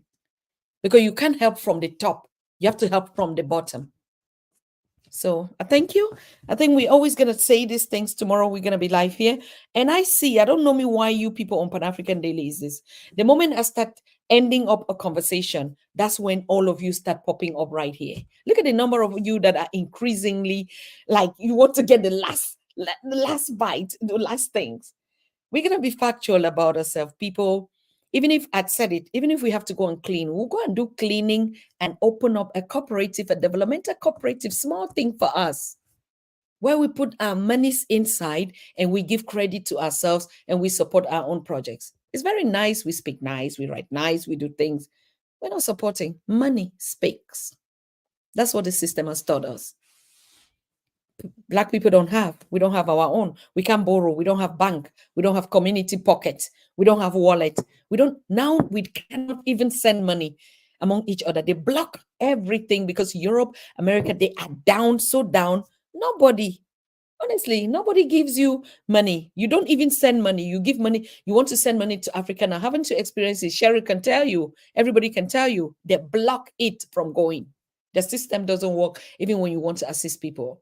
So those are all things we have to figure out. All right. So thank you very much. We're going to be doing that. We see ourselves tomorrow on this conversation, because this that the sisters are bringing here, we've been too patriarchy. Oh, men always, we have to do. No. Women, I said it yesterday. It's time for the mothers to wake up, girls to wake up, speak out, just like you're doing. Not only speak out, we mobilize. What would take us to meet Sister Alice in UK?